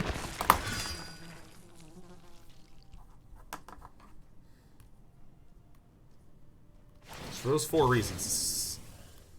Very, very, quite so scary.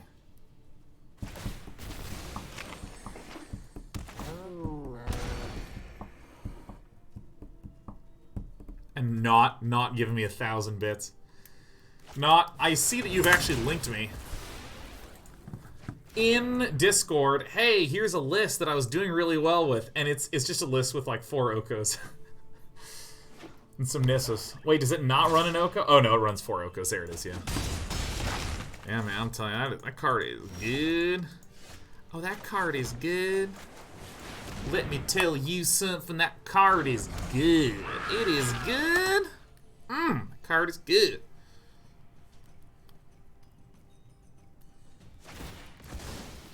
Well, we will be taking the Noxious Grasps out of the hand and putting it into the hand.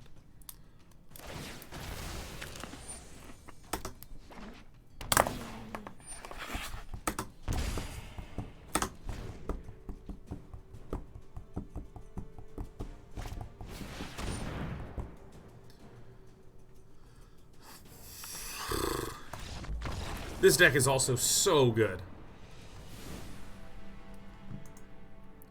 Goodbye, my Noxious Grasps. Welcome, my legions, and welcome, my cries. God.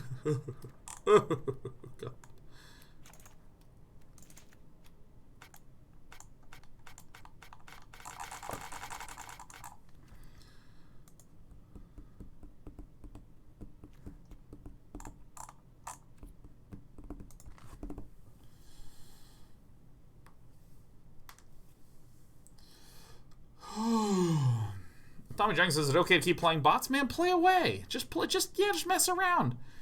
Too often when there's a game that has a lot of depth, people who've been playing a lot are like, here's the cool strategies and here's the cool depth and all that stuff. But Magic the Gathering is actually just a fun game, man.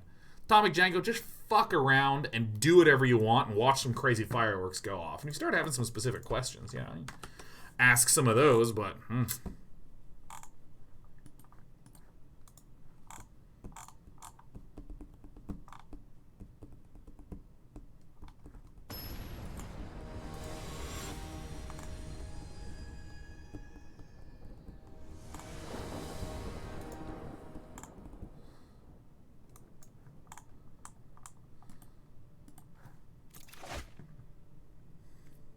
Alright. Gonna have to do a lot of heavy lifting with this one. Okay, has the channel considered adding channel points? Someone Kibler stream and thought they were a neat reward for viewers who weren't subbed. We've been kind of keeping a tacit eye out for them. All right, I did it. We did it. We're amazing. We're incredible.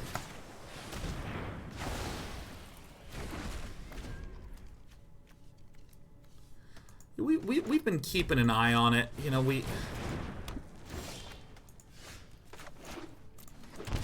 The sort of big thing is that we want to be a little careful with, like, how we're actually executing that. Because, like, I think it's really easy to kind of, like... Just, it's hard for me to know intuitively, like, this is a good reward. Let's do this reward. This one is the good one.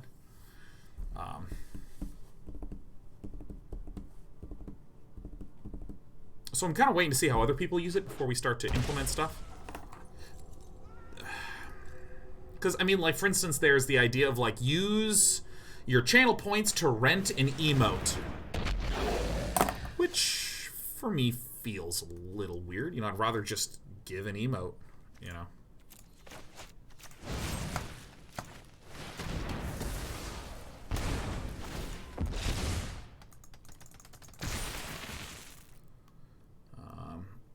Sonata says, good, the JP route let us ban ourselves for 24 hours. I mean, I actually kind of like that, because that's funny. I'm bored already. I don't think you'll be needing that. This is just creature with converted mana cost less than or equal to. Great. Good luck with your little duel.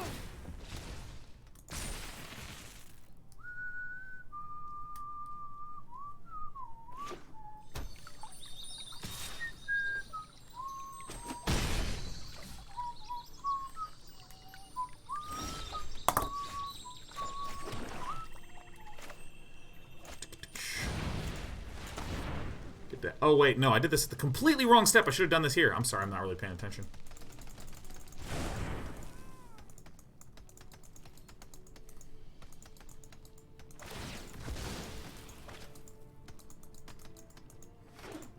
I can keep this under control, honestly.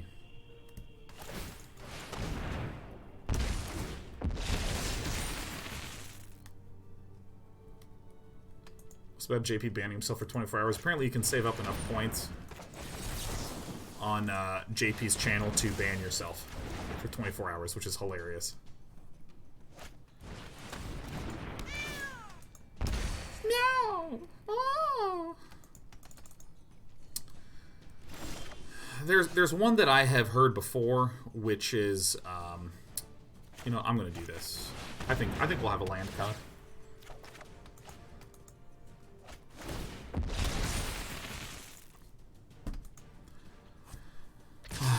I just get land bonked too many times with this deck. But you know, like the sub message could potentially be one that works nicely. Could potentially be one that works really nicely. Really?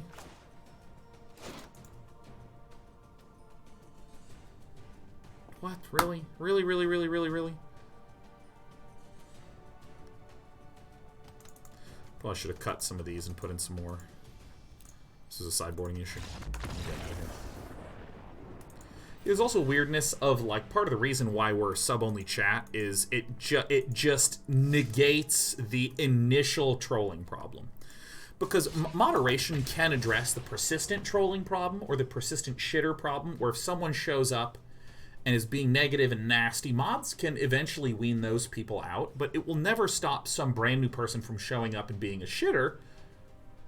So sub-only chat is like the most consistently strong and effective way to prevent a huge swath of people from just showing up and being a butthead. Because there's something to lose. There's stakes. You know, if you use your Twitch Prime, show up and say something nasty, you get banned. You can't do it for a month. And I like that. I like that because we're not like super harsh with banning either.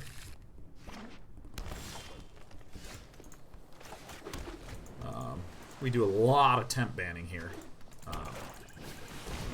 But, you know, I would be concerned about a situation where someone who just occasionally has this chat open accumulates some sub points and then therefore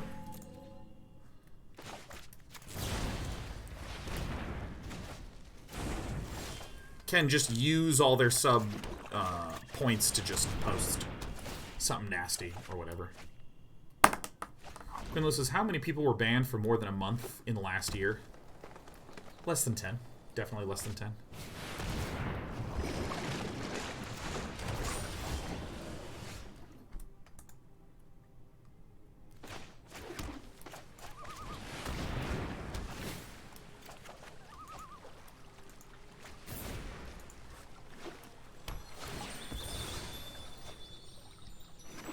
Obsidian Jeffs has been playing a Johnny deck with Revenge of the Ravens and Oath of Kaya type of stuff. It's been fun. That actually sounds incredibly satisfying. Let's see here. So here's what I'm going to do. I'm going to Thought Erasure first and just see what's up here.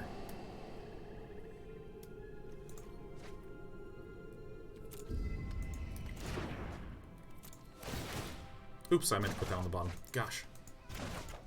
Mega whiffs today. I'm just going to do this.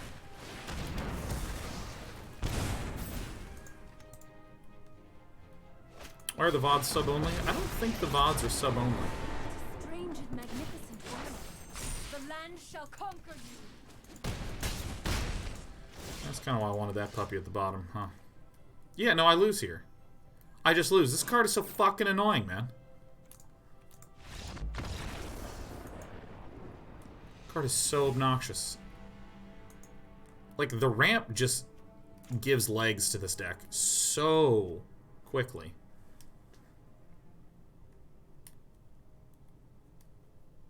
Ah!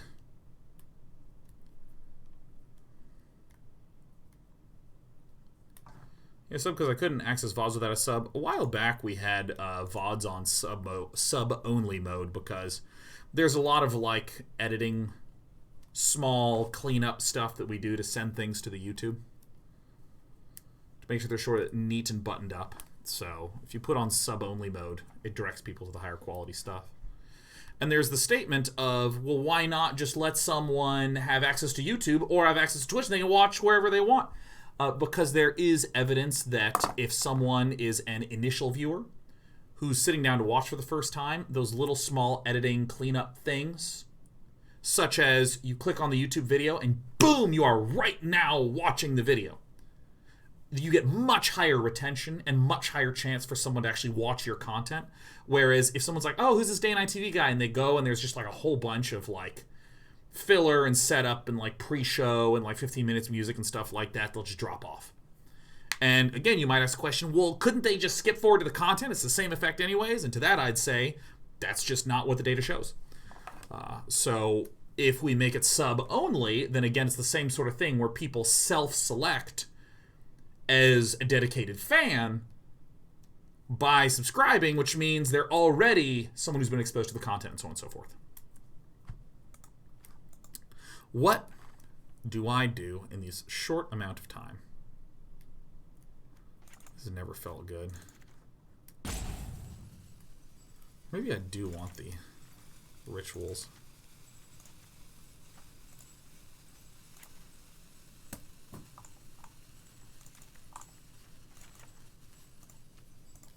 Trying some slightly different tech. You know, as weird as this might sound, I really don't know about the 4 Murderous Riders. I really don't know about the 4 Murderous Riders. Murderous Riders are something that I think fits unbelievably nicely and cleanly in an adventure deck. But I'm increasingly not so sure I feel it. I might just consider cutting all 4 of the Murderous Riders and doing something else. And I don't know what that something else would look like.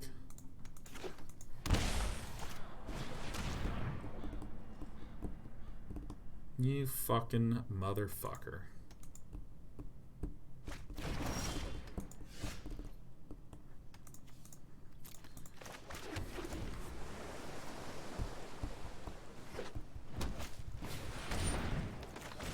Get thee gone! Alright, I'm out of answers.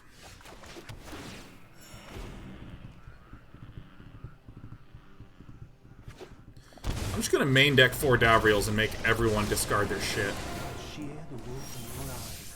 Surely you must be famished. This guy.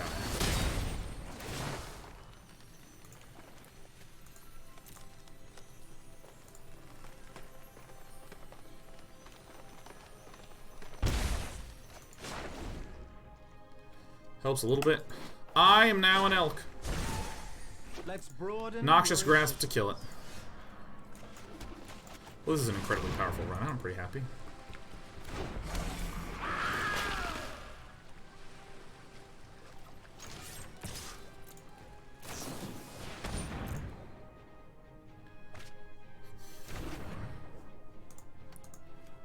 That.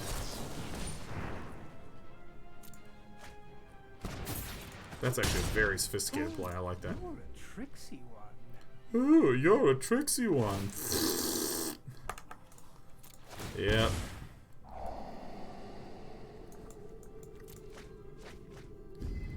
Yep.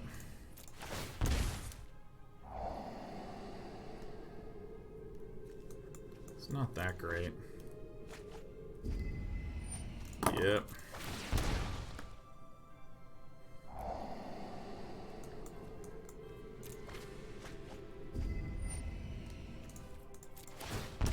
We're still hunting.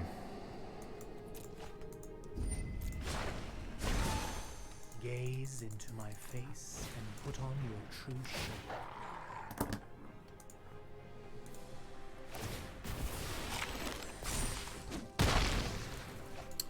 Drunken Nook, we tried having the Overwhelming Apprentice, or Overwhelmed Apprentice, and didn't actually feel great. Didn't actually feel very great.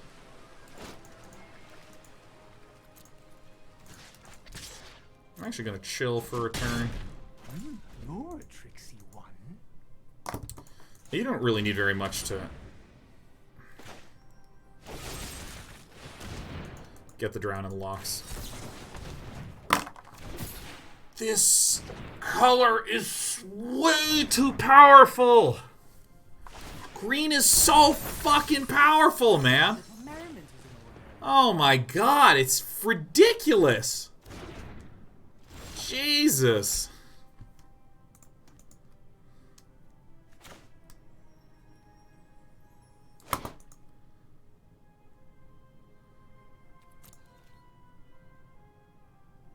Oh my god. It's just so powerful. Green needs about 5 cards banned.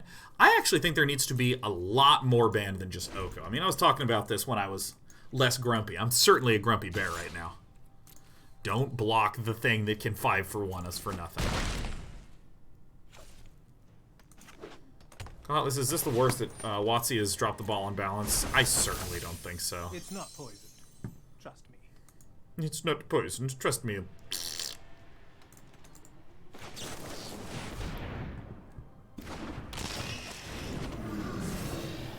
That's a good one.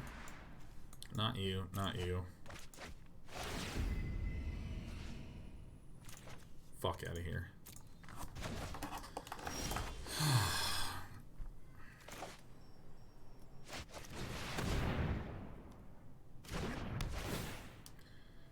Nice. I think I can actually cut a Murderous Rider or two. Too often I just have a bunch of Murderous Riders in hand. Let's broaden your existence.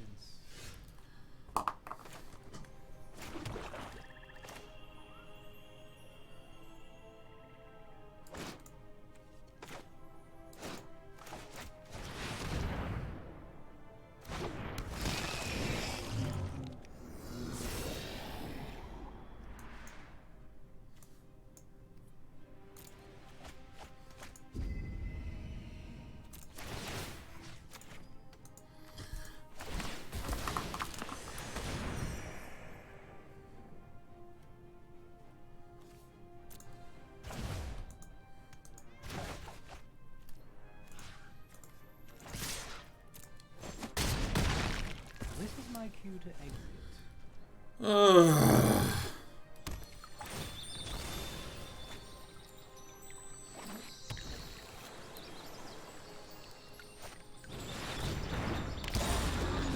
I will slammy bammy something. Alright.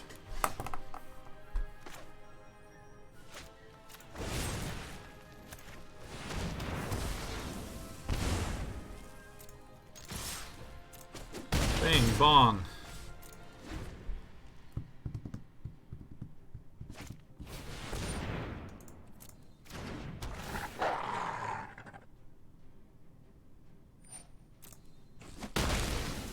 Great. Great again. Oh my god, are we gonna win a game against this deck, which is so powerful, I can't believe it. I invite you to change your ways. Get out of here.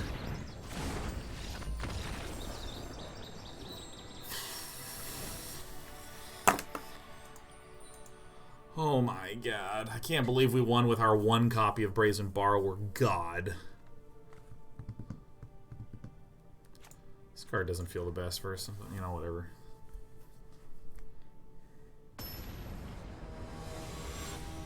God, it hurts me so much. Hurts me, little bug. Is there...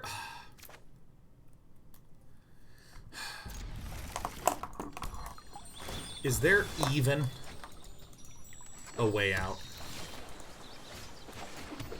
Is there even a card that I could get?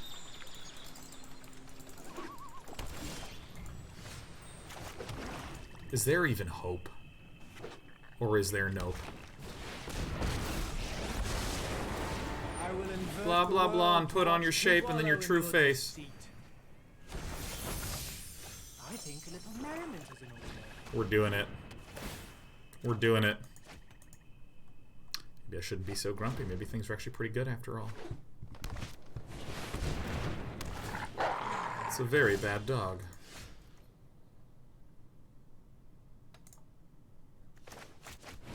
Well, I'm just gonna keep making discards happen, you know. If I have one bastard to deal with, I can deal with a single bastard. Okay. Alright, this game got really stupid.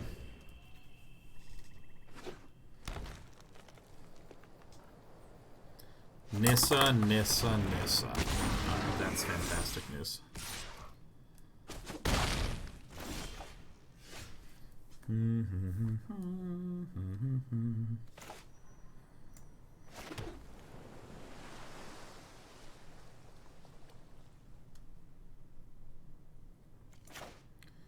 I actually want to take a peek here.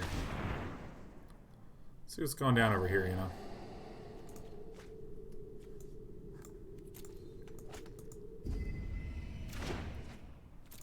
Woo woo.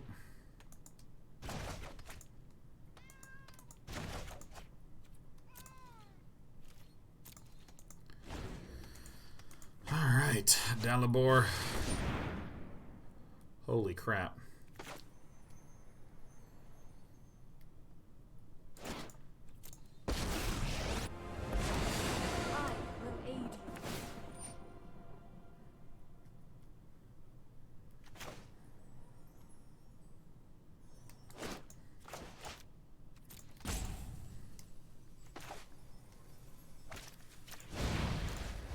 Do I have to do like this? Is this right?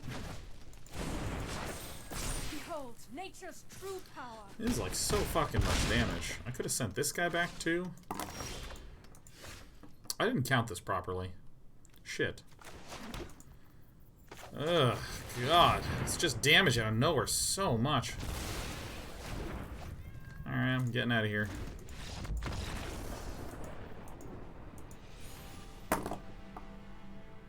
God, I hate playing this meta. It's agonizing. Okay, what do I think is weird here?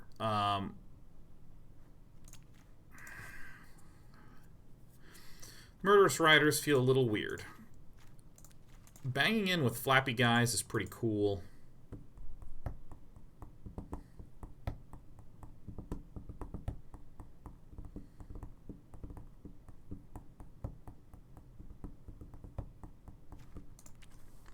You know what I actually think I need to put in here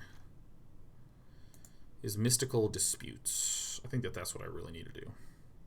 Does Witch's Vengeance do much at all? No, that card's actually, interestingly, terrible. Okay.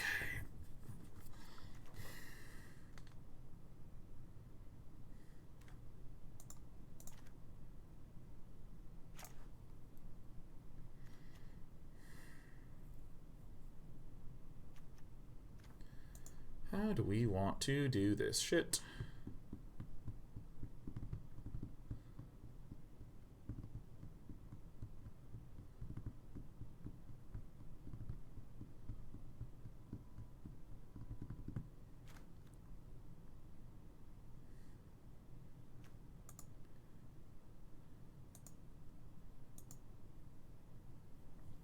Do I just like main board 2 Mystic Disputes? This is like way too extreme. Let me just put in some Mystics. Mystic Dispute. I feel like 3 in the side should be pretty good. All right.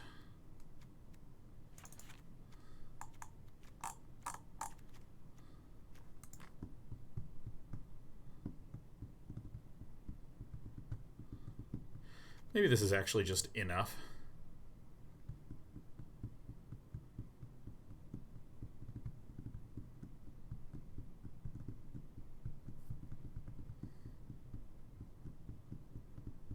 All right, hold on. I gotta use a restroom real fast, then I gotta figure this shit out. Gah!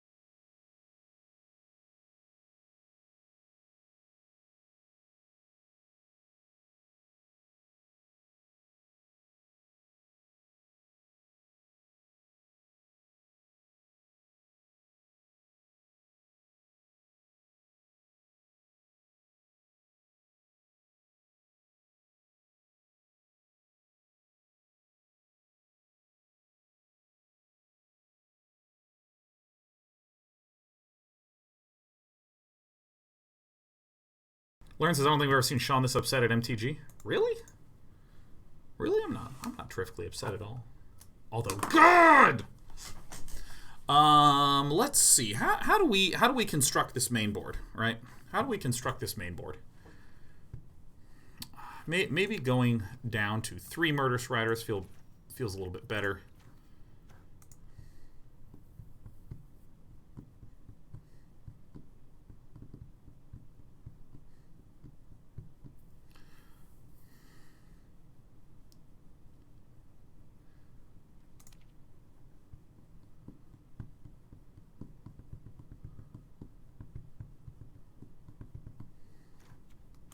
You run 2 Mystic Disputes main.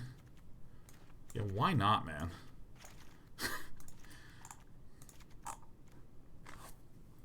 I mean, this is kind of extreme, but I don't give a shit.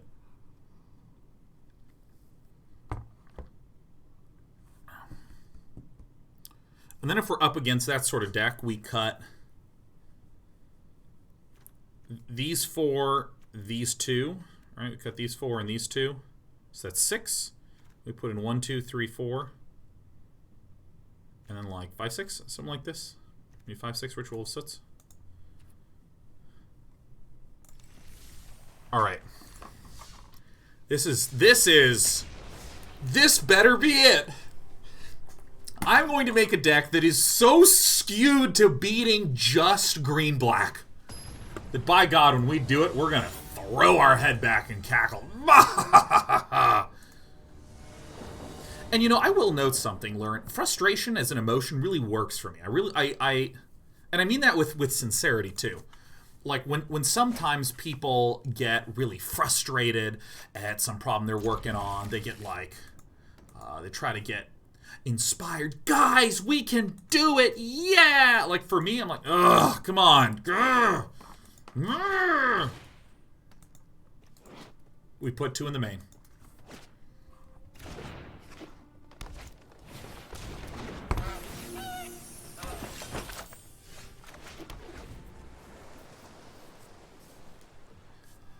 Oh, blue land Oko, blue land Oko. Black land's Trail of Crumbs. Oh my god, crap.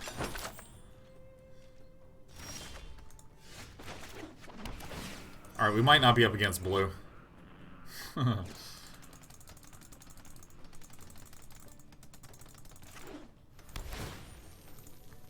Very well.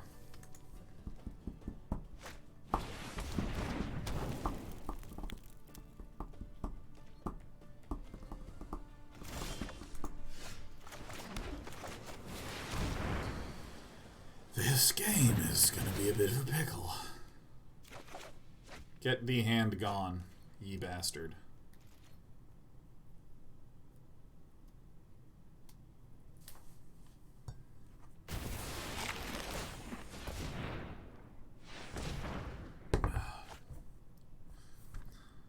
Yeah, get your dog out. Let this dog out. Woof, woof, woof, woof, woof.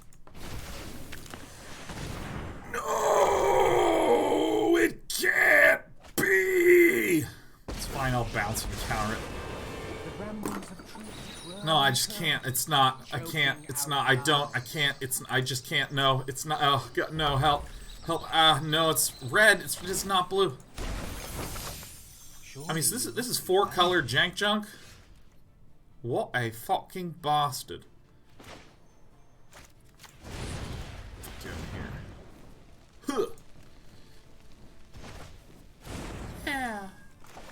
Meow. Unless this controller plays 3. I don't even know what the hell this deck is, man.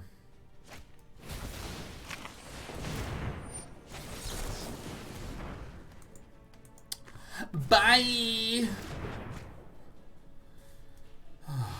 Die. Really, frickin' Mayhem Devil? Are you joking me? I should have played this first and then just seen what happened instead of just slamming this down. But that's fine. I'm rage queuing right now. Nice main deck Mystic Dispute. Guess what? We got 4 in the sideboard. I believe this deck does not run Anissa. I believe it doesn't. A quick question. Show me what you got.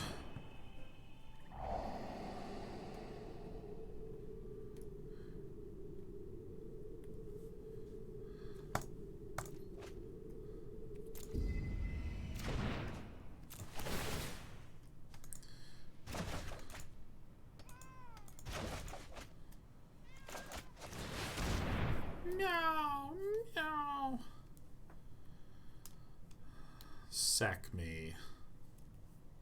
Sacrifice me. I can't stand playing against this thing. Theodon Erite says, what's the difference between this meta and the last to cause ban consideration? Right now, Oko is up for ban, whereas in previous meta, Teferi was never considered for a ban. Felt like Teferi felt much worse play against a single card, whereas all the green cards played right now are strong in conjunction with each other, which causes Oko to seem really strong. I mean, I'm going to be playing Oko, though annoying, is just not even, or excuse me, Teferi, though annoying, is not even remotely close to the sheer power level of Oko. I mean, Oko is just dramatically stronger than Teferi. And it's like super not close. Unless you're talking about Teferi 5. Even then, Teferi 5 didn't do a lot in its first few turns. It was an extremely strong card, but it's not like it began and just shut the game down. There were answers. I mean, I mean, maybe I'm wrong, because again, I'm no expert on the balance, but I do think that Oko is currently considerably more powerful than Teferi 5.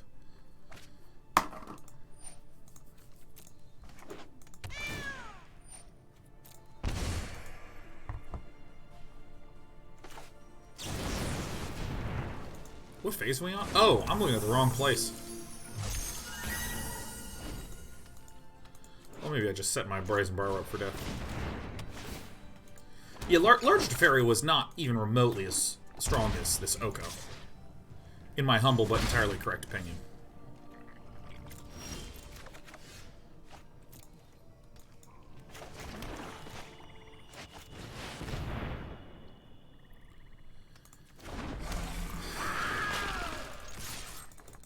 Beat in the skies.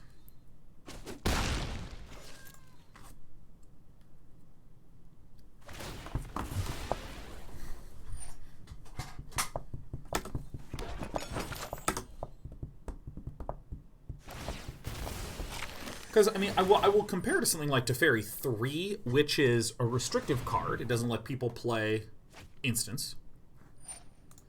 It's a pretty good card overall. But the real question is, to what degree do individual cards restrict the meta? Because really the goal is not for anything to be more or less annoying than any one other thing. It's to make sure that there feels like there's a variety. Because if we ignore balance for a moment, what is actually fun about playing a game like Magic? What's actually fun?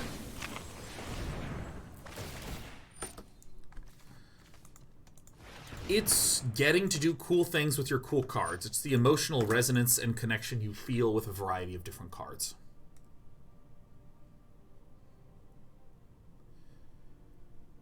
And the danger of having a metagame that is too restrictive, like let's say white and red are just not so good right now. Well, this is total obnoxious shit. I'm gonna sack the life here. It's not fair. I don't really need to do that. Let's broaden your existence. Looks like an endless blocker here.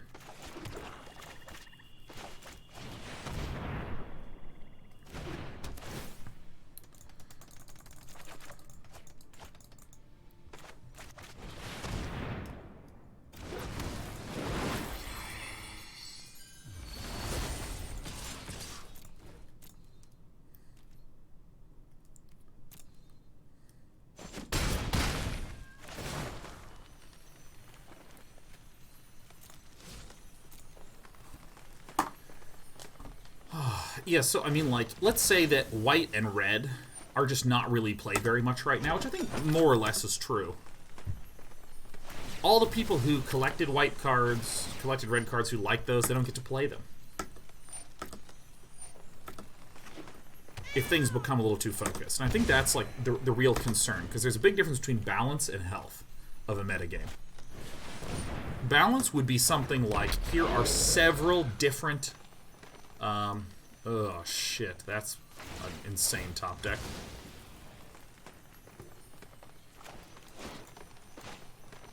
I mean, that top deck is actually so fucking ridiculous.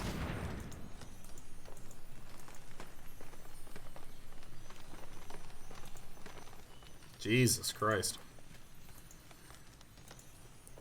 A healthy metagame means that there are lots and lots of different strategies. A balanced metagame means that of the strategies that exist, no one has any clear advantage over the others. And I think that in the case of Oko, I would claim that it is both, but I think the far, far, far, far, far more concerning problem is, dude, this guy is oppressing different ideas.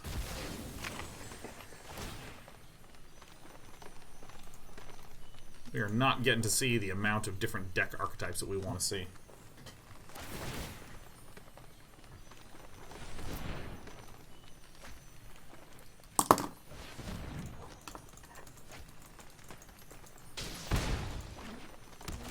And I will say, I want Witch's Oven banned because these decks just take so long to complete their turns. This is still pricey, guys.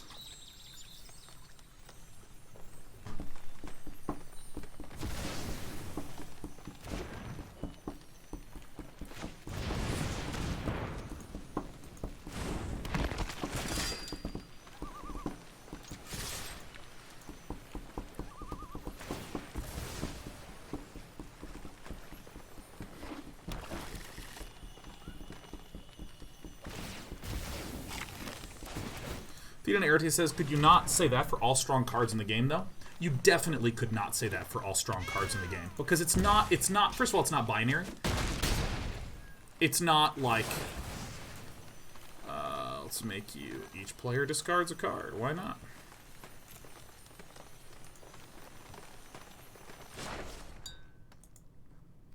Yay, the sparkling has ended. And second of all, it's very measurable, right? Like, if you look at the meta, and 80% of decks are archetype X, and you go on and you try to make other deck ideas work, it just doesn't... And it just doesn't work. You're just not quite figuring out a way to make any of your stuff function. I mean, it's pretty straightforward to just go, oh, okay, well... the experiment has failed. This is way too skewed towards this particular deck archetype because this card is too strong.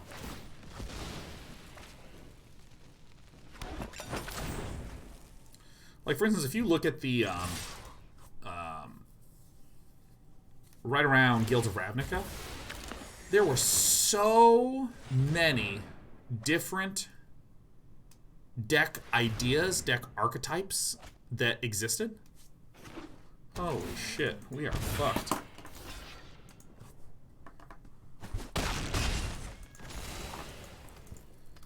There were legitimately so many of them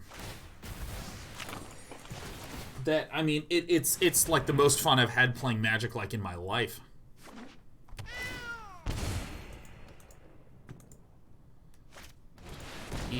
Fucking yeah, man. Probably the Carnarium's certainly coming in here. I only pick targets that interest me. Lucky you. Might actually like switch to another game this afternoon.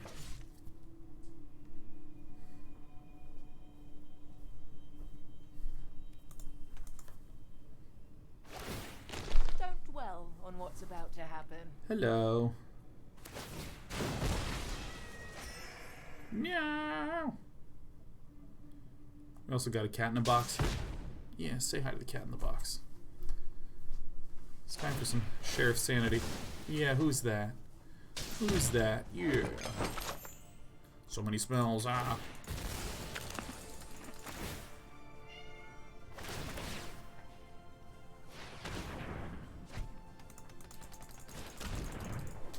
Cool Dracon says, is it weird that I enjoy watching you play MTJ instead of playing it myself? Oh, goodness, now.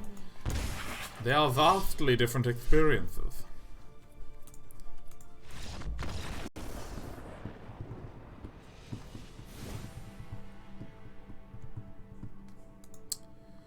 Do I really want the Noxious Grasps and the Mystic Disputes? I probably don't want the Mystic Disputes. That's probably a little overkill. I probably do want the Cry of the Carnarium. That feels like the correct amount of kill.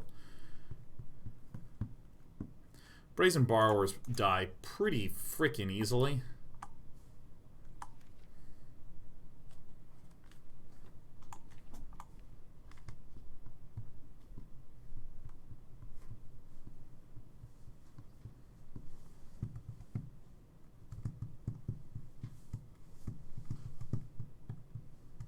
Yeah, that was game one. Isn't that incredible? I only have 2 Cry of the Carnarium. I gotta change that in the sideboard. I guess I gotta put in these then.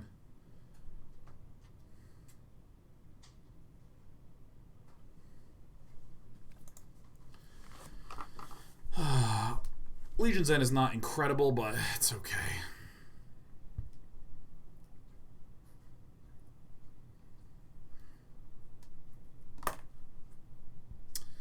You know what I should really do is I should just like switch to Brad Nelson's list.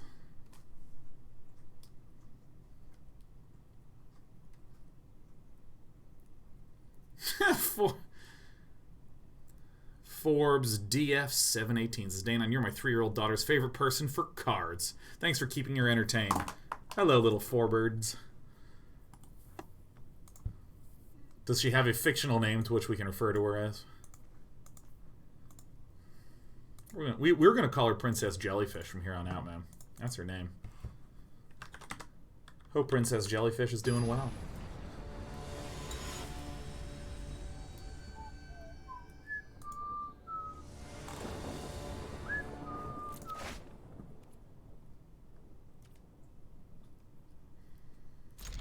God, I hope this is enough. Don't mention Santa. That's a good point, man. That's... Ugh. Ugh. Uh-oh.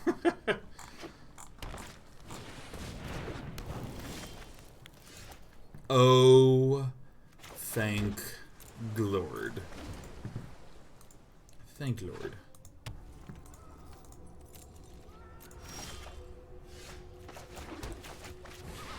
Get ready to disinform. Yeah. So this is like a slower deck that tries to grind me out with kitties in a cauldron.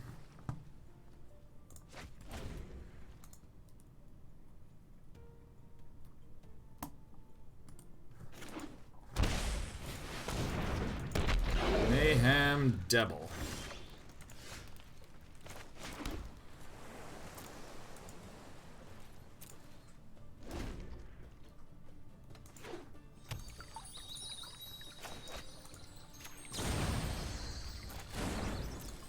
I think I would rather take the damage first.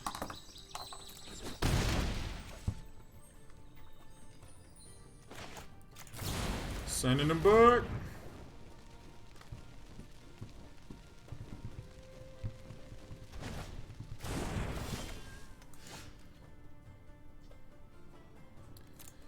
This feels so bad. Dude, I don't, like, is my mana base screwed? Like, what's happening? Man.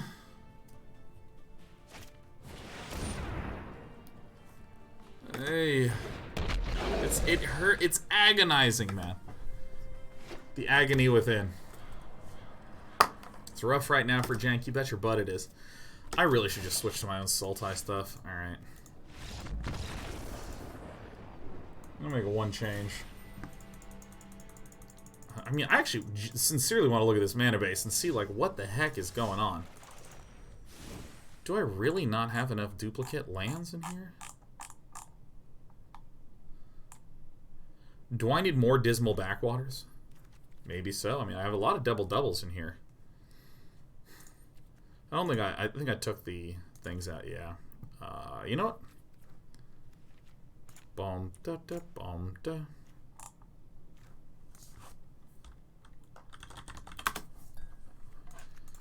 You know what? Craft it all. Finish that deck, baby. Agent Treachery could be a good late game creature. I don't ramp very much. 7 mana is an absolute shitload for a good old-fashioned black-red deck.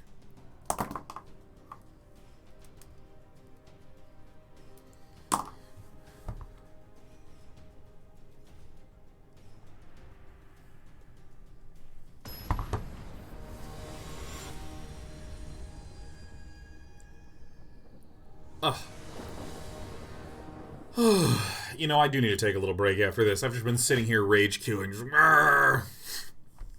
we must make it work. So this first, and then this. I mean, this is, again, the problem with Dismal Backwaters, is I'm running some of these tech lands, and this is not a swamp island.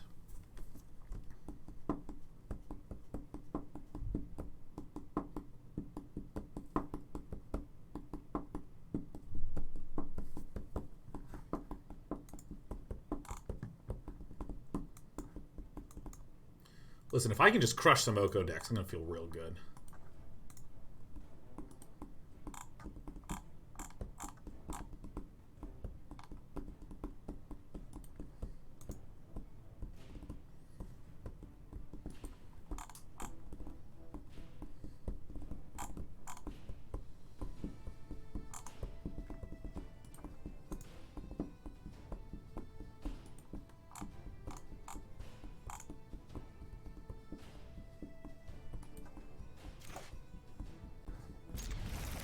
Hanging in.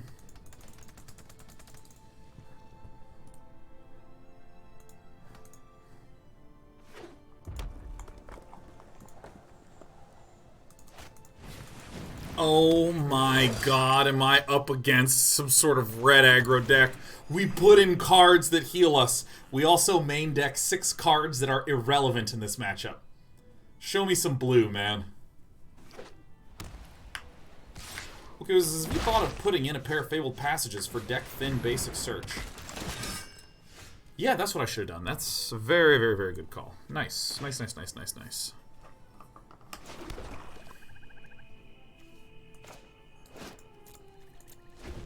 Super good. Super great.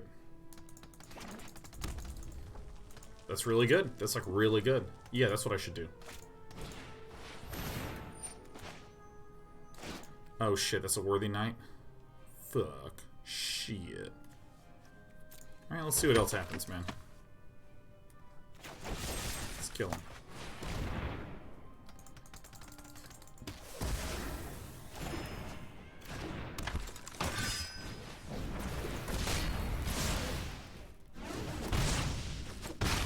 Well, I have good news and I have bad news. The good news is that at least eventually I'll die.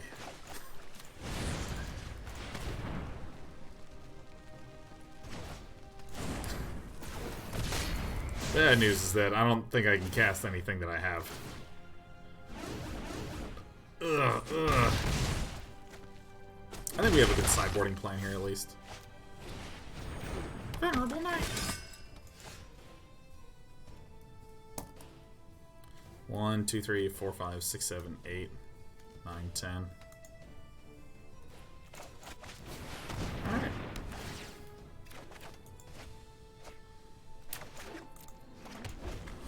Alright, so we're hoping to draw one of our 2 Ritual of Soot. Yeah. Yeah.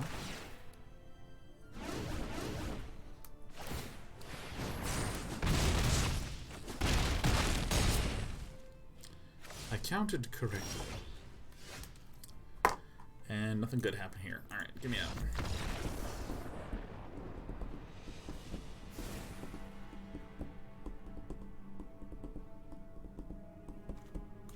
Mystical disputes. See you later. Noxious Grasps seem less than ideal here. Let's see what happens when I cut the Noxious Grasp. Put in this Legion's End. The Cry of the Carnarium. The Ritual of Soot. That looks pretty darn raisonnablement. I'm going to get rid of one of these and put in one of these, and that's about what I got, huh?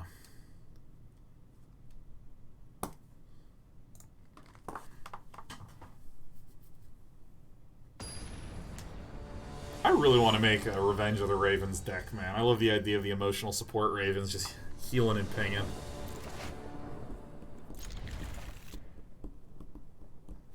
Pair of Fabled Passages seems really intelligent here.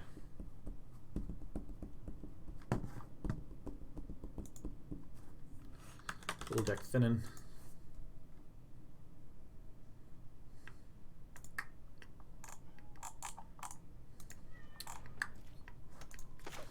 Healing.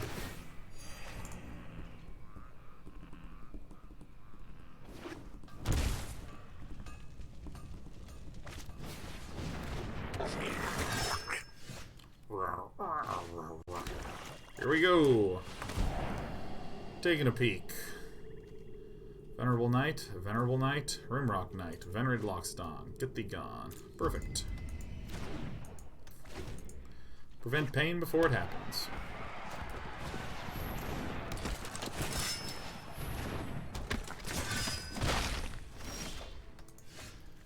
Play one of these. I'm gonna do one of these. Yeah, what's that other card? Get that Rimrock Knight out of here. Oh, you love to see it. Marty controlled Revenge of the Ravens? God, I'd love to see it. Don't think I wouldn't.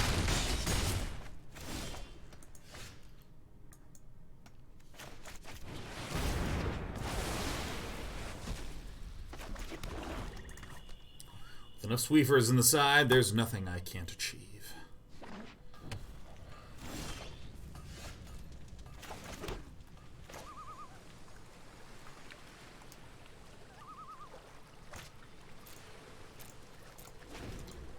I'm just going to be a counter-y, scry-y person.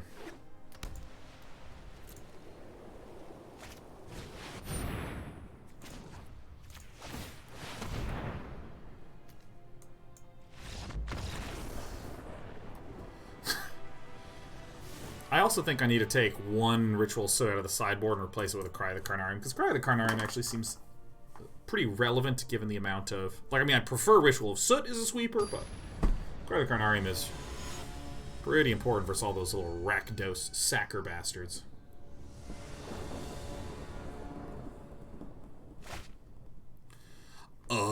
Yeah. I mean, I have a sweeper. I can show me what I got.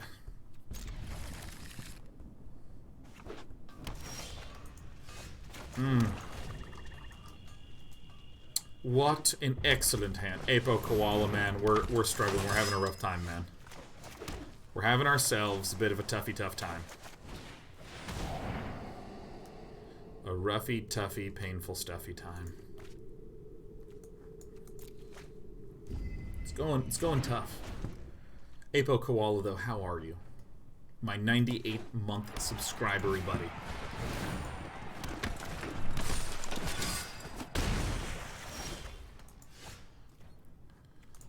There's one down. I'm totally gonna do this.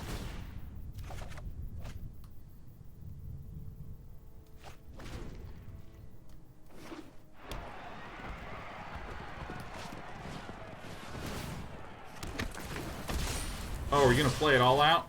Is it gonna be everything? Boosh. Wash, bash, boosh.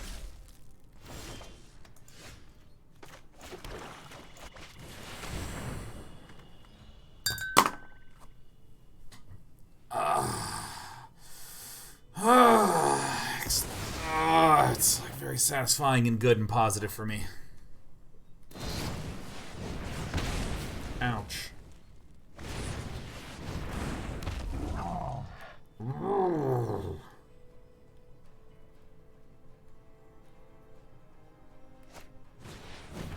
Ah, crap. I was hoping there wouldn't be another one in there. That actually fucking sucks, man.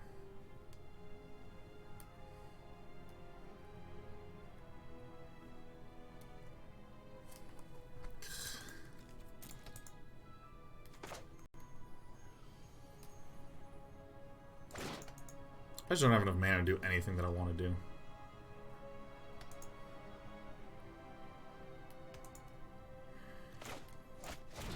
This is about it. Do this and pass, huh? Ah, Fervent Champion was a disgusting top deck.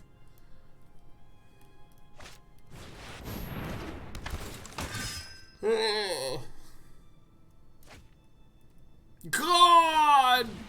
No, man! Oh, fuck! Oh, man! Everything is horrible. Everything is just a horrible, terrible, no good, very bad day. Ah, shit.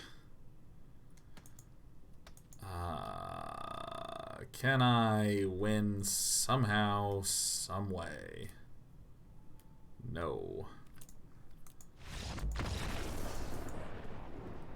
Life is pain. That's all we want to do is play against Oko Decos. That's all we want. Let me make it quick. I'll juice them all here. Let me get down on that. Oops, up on this, down on that. There we go. Oh man.